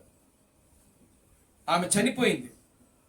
ఆమె చనిపోయిన తర్వాత ఆమె దగ్గరికి వచ్చాడు, ఆమెను కలుసుకున్నాడు. ఆయన కలుసుకుని చనిపోయిన ఆమెను మరలా తిరిగి బ్రతికించాడు. ఆయన పోయిన జీవాన్ని మరలా తిరిగి రప్పించాడు. ఆ జీవాన్ని రప్పించి ఆమెలో పెట్టాడు. ఆమెతో మాట్లాడాడు కొన్ని అనేకమైన విషయాలు. మాట్లాడిన తర్వాత ఆమె నేను ఎక్కడున్నానో వెళ్ళిపోతానంటే తర్వాత ఆమె మళ్ళా ఆ యొక్క ఆమెలో నుండి ఆ జీవం వెళ్ళిపోయింది. దేవునికి స్తోత్రం కలుగును గాక. హల్లెలూయా. చూడండి, ఆమె చనిపోయిన తర్వాత 3 రోజులకి ఆయన కూతురు షారోన్ సిస్టర్ చనిపోయింది. దేవునికి స్తోత్రం కలుగును గాక. హల్లెలూయా. ఈయన ఏం చేశాడు? వెళ్ళి ఆమె తల్లి యొక్క సమాధిని తవ్వి, ఏమండి, ఆ సమాధిలో ఆ తల్లి యొక్క శరీరం మీద ఈమెను పడుకోబెట్టాడు. దేవునికి స్తోత్రం కలుగును గాక. హల్లెలూయా. సపరేట్గా నేను సమాధి చేయలే షారోన్ సిస్టర్ని, ఆ పాపను. ఆ సమాధి మర్ర తవ్వి ఆ పెట్టి తీసి ఆమె యొక్క బాడీ మీద పడుకోబెట్టాడు. దేవునికి స్తోత్రం కలుగును గాక. హల్లెలూయా. అది జరిగిన తర్వాత అపవాది వచ్చి కూర్చుంది. ఎవరి దగ్గర? క్రీస్తు బ్రహ్మ దగ్గర. దేవునికి స్తోత్రం కలుగును గాక. హల్లెలూయా. వచ్చి ఆయనతో మాట్లాడుతుంది. ఏమని మాట్లాడుతుంది? నీవు ఇంకా దేవుడని వేలాడుతున్నావు. దేవుడు నీకు ఏ మేలు చేశాడు? నీ భార్యను నువ్వెంతగానో నీ భార్యను ప్రేమించావు. నీ భార్యను దేవుడు తీసేశాడు. నీ కుమార్తెను దేవుడు తీసేశాడు. నువ్వు ఏం మేలు పొందావు? నువ్వు ప్రపంచాన్ని తిరిగావు కదా. ఈ ప్రపంచాన్ని తిరిగి కుంటోళ్ళకి కాళ్ళు ఇచ్చావు, గుడ్డోళ్ళకి చూపించావు, కుష్ఠరోగులు స్వస్థపరిచావు, చచ్చిపోయిన వాళ్ళు లేపావు. ఏమండి? కానీ నీ జీవితంలో దేవుడు ఎందుకు ఈ విధంగా చేశాడు? చూడండి, ఆయన్ను అపవాది శోధించడం ప్రారంభించింది. అపవాది ఇదే మాట వచ్చి ఆ యొక్క యోబు యొక్క భార్య ఏ మాట అయితే యోబును అన్నిందో, అపవాది కూడా క్రీస్తు బ్రహ్మామును అదే మాట. దేవునికి స్తోత్రం కలుగును. హల్లెలూయా, ఆమేన్, హల్లెలూయా. అప్పుడు ఆయన ఏమంటున్నాడంటే, ఇదిగో ఇంకనూ ఆయన నన్ను ఇంకనూ శోధించినను నేను ఆయనను ప్రకటించను, ఆయన యథార్థతను ఏ మాత్రము కూడా నేను విడిచిపెట్టను అని చెప్పాడు ఆయన. దేవునికి స్తోత్రం కలుగును. హల్లెలూయా. అపవాది అనుకున్నది భార్యను తీసేస్తే మానేస్తాడు అనుకున్నాడు, లేకపోతే కుమార్తెను తీసేస్తే మానేస్తాడు అనుకున్నాడు. దేవునికి స్తోత్రం కలుగును. హల్లెలూయా.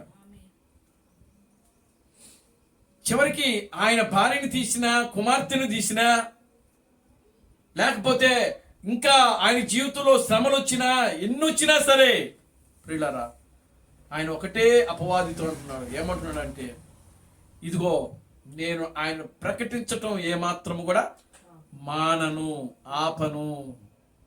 దేవుని స్తోత్రం కలుగును. హల్లెలూయా.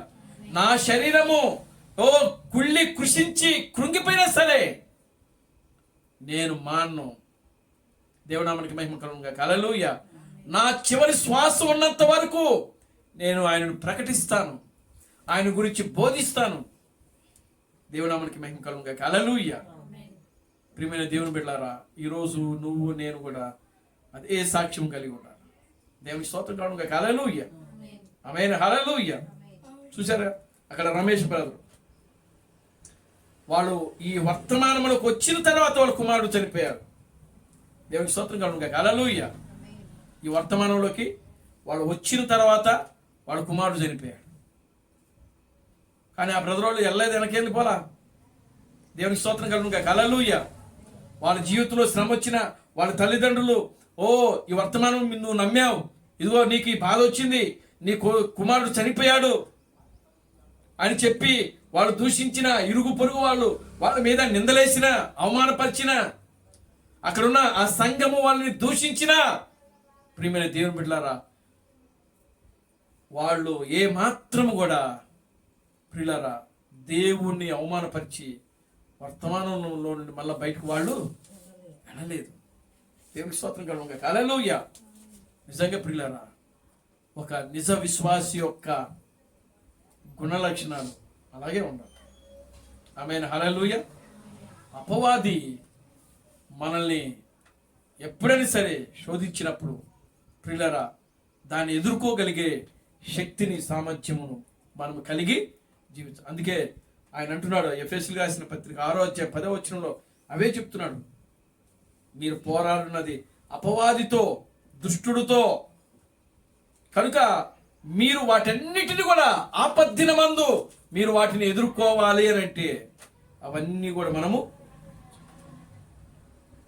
ఆ రాబిని పిట్ట ఏ విధంగా అయితే ఆ క్రీస్తు యొక్క రక్తాన్ని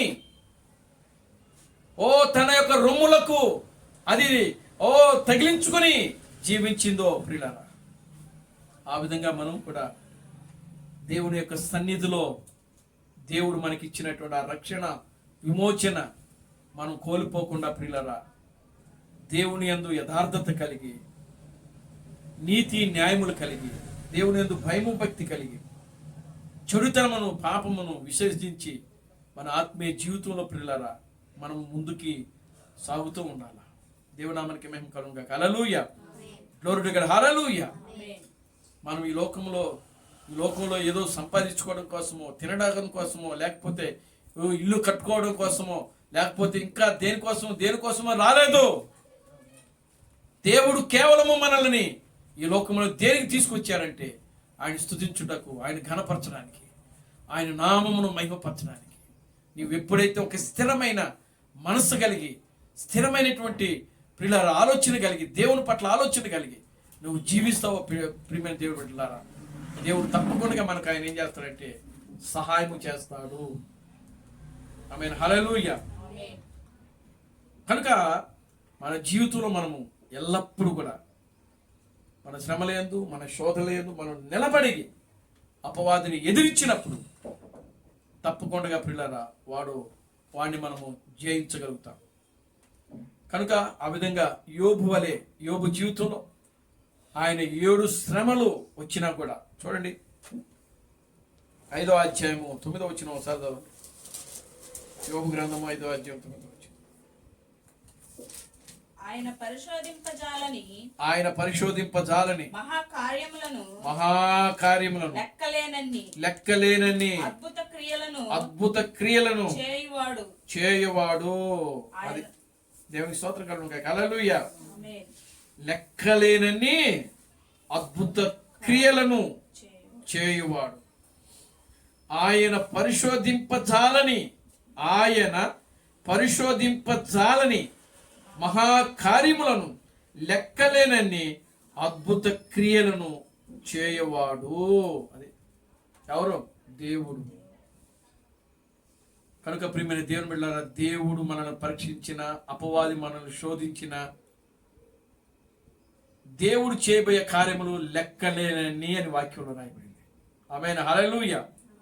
చూడండి, యోబు ఏదైతే ఆయన పోగొట్టుకున్నాడో మళ్ళీ తిరిగి ఆయన రెట్టింపు ఆశీర్వాదం పొందాడు. ఆఖరి వచ్చిన చూద్దాం. దేవుడా మనకి మహిమ కలుగును గాక. హల్లెలూయా. యోబు గ్రంథము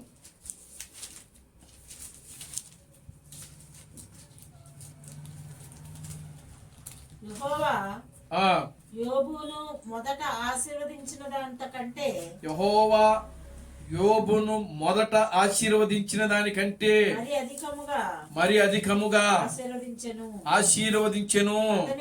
అతనికి 14,000 గొర్రెలను, చూడండి, 14,000 గొర్రెలను, 6,000 ఒంటెలను, 1,000 జతల ఎడ్లను, 1,000 ఆడగాడిదలను కలిగి ఉండెను. మరియు అతనికి 7 కుమారులను, 3 కుమార్తెలను కలిగిరి. అతడు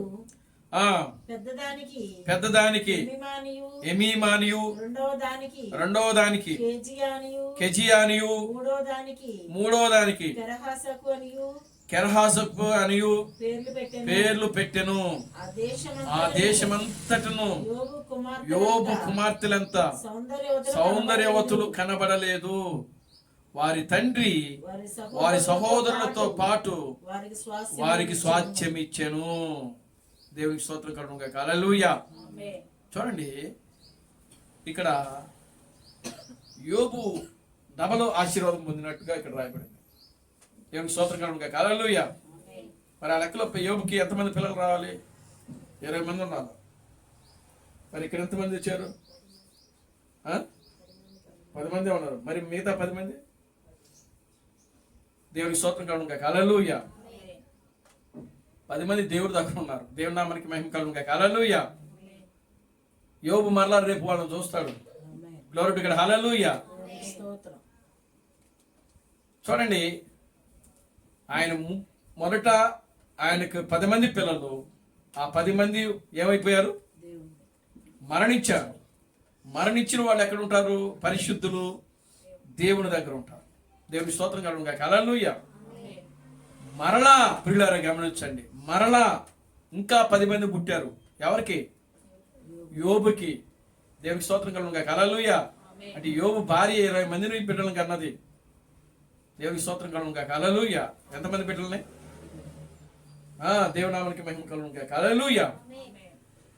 చూడండి, యోబు భార్య ఆ రోజుల్లో మనకులాగా కుటుంబ నియంత్రణ ఆపరేషన్ లేవు. ఒకవేళ యోబు భార్య కుటుంబ నియంత్రణ ఆపరేషన్ చేపించుకున్నా సరే దేవుడు యోబు భార్యకి మరలా తిరిగి బిడ్డలను ఇవ్వగలడు. ఆ శక్తి సామర్థ్యాలు ఆయనకు ఉన్నవి. Glory to God. హల్లెలూయా.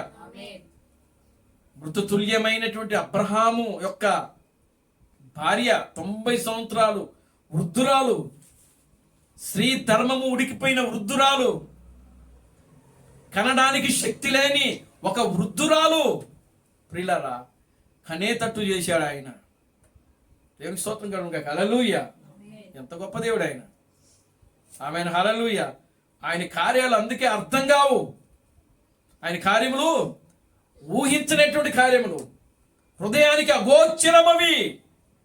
దేవునికి స్తోత్రం కలుగును గాక. హల్లెలూయా. చెప్పడానికి వర్ణింప సఖ్యము కాని కార్యాలు దేవుని యొక్క కార్యాలు. దేవునికి స్తోత్రం కలుగును గాక. హల్లెలూయా. కనుక ప్రియమైన దేవుని బిడ్డలారా, యోబు భార్యకు మరలా తిరిగి 10 మంది పిల్లలు పుట్టారు. రెండోసారి పుట్టిన బిడ్డలు ఆయనకు కుమార్తెలు. ఆ ఊజు దేశం అంతా కూడా ఆయన కుమార్తెలంతా సౌందర్యవంతులు, అందగత్తులు ఆ ఊళ్ళో లేరంట. అంత సౌందర్యవంతమైన బిడ్డలు యోబుకి మరలా తిరిగి ఇచ్చారు.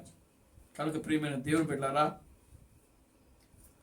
మనము దేవుని యందు భయము కలిగి, భక్తి కలిగి, వినయము కలిగి, విధేయత కలిగి, యథార్థత కలిగి, నీతి న్యాయములు కలిగి, పాపమును చెడుతనమును విసర్జించితే ప్రియులారా, మనకి ఈ లోకములో శోధనలు వస్తాయి, శ్రమలు వస్తాయి, కష్టాలు వస్తాయి. దేవుడు మనకి మహిమ కలుగును గాక. హల్లెలూయా. ఒక గొర్రెపిల్ల యొక్క రక్తము కింద ఉన్న యోబుకి దేవుడు ఆ విధంగా తీసుకుని వచ్చాడే, కానీ నీ కోసం నా కోసం ఆయన 2 సార్లు రక్తాన్ని చిందించాడు. అప్పుడు నిన్ను ఎంతగా ఆయన శోధించాలి. దేవునామనికి మహిమ కలుగును గాక. హల్లెలూయా. కనుక ప్రియమైన దేవుని బిడ్డలారా, 7 విధములుగా ఆయన ఆ యొక్క యోబును శోధించినప్పటికీ యోబు ఎక్కడ కూడా తన నోటి మాట ద్వారా కూడా పాపము చేయలేదని వాక్యంలో రాయబడింది. కనుక ప్రియులారా, ఆ విధంగా మనం కూడా జీవితాం. ఒక పరిపూర్ణమైనటువంటి విశ్వాసిగా, ఒక సంపూర్ణమైన వారంగా, ఒక పరిపూర్ణమైన వారంగా. అపవాది యేసును శోధించినప్పటికీ, అపవాది ప్రభు అయిన క్రీస్తు బ్రహ్మను శోధించినప్పటికీ, అపవాది క్రీస్తు థామస్ను శోధించినప్పటికీ, ఈరోజు నిన్ను నన్ను శోధించినప్పటికీ, వారు ఏ విధంగా అయితే ప్రియులారా అపవాదిని ఎదుర్కొన్నారు, యోబు ఏ విధంగా అయితే అపవాదిని ఎదుర్కొన్నాడో, యోబు ఏ విధంగా అయితే అపవాదిని జయించాడో, నీవు నేను కూడా ప్రియులారా ఆ విధంగా ఎదుర్కొని, ఆ విధంగా జయిస్తూ మన ఆత్మీయ జీవితంలో ముందుకు సాగుతూ దేవుని యొక్క నామమునకు మహిమకరముగా ఉందాం. దేవుడు తన పరిశుద్ధ వాక్యమును దీవించి ఆశీర్వదించును గాక. ఆమేన్. అందరూ లేచి నిలబడదాం. అందరూ కూడా లేచి నిలబడదాం, ప్రార్థన చేసుకుందాం. హల్లెలూయా, హల్లెలూయా, హల్లెలూయా, హల్లెలూయా, హల్లెలూయా, హల్లెలూయా. స్తోత్రం, స్తోత్రం, స్తోత్రం. ఓ మమ్మల్ని మిక్కిలిగా ప్రేమించిన మా మంచి తండ్రి, జీవం గల దేవుడా, జీవాధిపతి, నిన్న నేడు నిరంతరము ఒకటే రీతిగా ఉన్న మా పరమ తండ్రి, నా ప్రభు అయిన అబ్రహాం క్రీస్తు, నీ పవిత్రమైన పాదాలకు వందనాలు, స్తుతులు, స్తోత్రం ప్రభు. నిశ్చయముగా నా తండ్రి, యోబు యొక్క జీవితంలో 7 శ్రమలు వచ్చినప్పటికీ యోబు ఎన్నడూ కూడా నాయన కదిలించబడకుండా, నాయన మాట ద్వారా కానీ, ఆలోచనల ద్వారా కానీ, తలంపుల ద్వారా కానీ ఎక్కడ కూడా ఏ విషయంలో పాపము చేయకుండా నా తండ్రి, నోటి మాటను బట్టి కూడా పాపము చేయకుండా నా తండ్రి, తన యథార్థతను విడిచిపెట్టకుండా నాయన, నీతి న్యాయమును విడిచిపెట్టకుండా నా తండ్రి, నీ యందు భయము భక్తిని ఆయన విడిచిపెట్టకుండా నా ప్రభు, పాపమును చెడుతనమును నాయన విసర్జించిన వాడుగా నా ప్రభు, ఆయన ఏ విధంగా అయితే జీవించాడో ప్రభు, మేము కూడా మా యొక్క ఆత్మీయ జీవితంలో మాకు ఎన్ని శ్రమలు వచ్చినా, ఎన్ని కష్టాలు వచ్చినా, ఎన్ని శోధనలు వచ్చినా, ఎన్ని ఇబ్బందులు వచ్చినప్పటికీ ప్రభు, వాటన్నిటిని కూడా ప్రభు మేము జయించుకుంటూ నా ప్రభు, నీ సహాయాన్ని మేము కోరుకుంటున్నాం, వాటిని జయిస్తున్నా ప్రభు. మా ఆత్మీయ జీవితంలో ముందుకు సాగే కృపను మీరు మాకు అనుగ్రహించండి. ఇక్కడ కూడిన ప్రతి బిడ్డను పేరు పేరు చొప్పున దీవించి ఆశీర్వదించండి. ఈ మధ్యాహ్నపు దీవులతో నింపండి. సమస్త ఘనత మహిమను మీరు తెచ్చుకోండి. జీవం కలిగిన నా ప్రభు క్రీస్తు బ్రహ్మను సర్వశక్తి కలిగిన నామములో ప్రార్థించి స్తుతించి వేడుకొనుచున్నాము. ఆమేన్. అందరూ కూడా 2 చేతులు పైకెత్తి కోరస్ పాడుకుందాం. Christ Branham never fails. Christ Branham never fails. Christ Branham never fails in thee. Hallelujah. Hallelujah. Christ Branham never fails in thee. He is coming very soon. He is coming very soon. He is coming very soon in thee. Hallelujah hallelujah is coming very soon indeed. నా ప్రాణమా ప్రభు స్తుతించు, నా ఆత్మ సమస్తమైన పరిశుద్ధ నామమును స్తుతించు. నా ప్రాణమా ప్రభు స్తుతించు. ప్రభు అయిన క్రీస్తు ప్రణహం చేసిన ఉపకారములలో దేనిని మరువకము. ఆమేన్. రాజులకు రాజుగా ప్రభువులకు ప్రభుగా పెండ్లి కుమారుడుగా తెర మీద ప్రత్యక్షము కానున్న ప్రభు అయిన క్రీస్తు ప్రణహం యొక్క కృపా సమాధానం ఇక్కడ కూడిన ప్రతి బిడ్డకును ఈ ప్రపంచంలో 7వ దూత ఎస్ థామస్ గారిని క్రీస్తుగా అంగీకరించి క్రీస్తు ప్రణహమే దేవుడు, క్రీస్తు ప్రణహమే రాజులకు రాజు, క్రీస్తు ప్రణహమే ప్రభువులకు ప్రభు అని నమ్మి విశ్వసించి ఆరాధిస్తున్న ప్రతి బిడ్డకును ఇప్పుడును సదాకాలము తోడయుండి నడిపించును గాక. ఆమేన్ ఆమేన్. అందరికీ వందనాలు. ప్రభు మిమ్మల్ని దీవించి ఆశీర్వదించును గాక. ఆమేన్.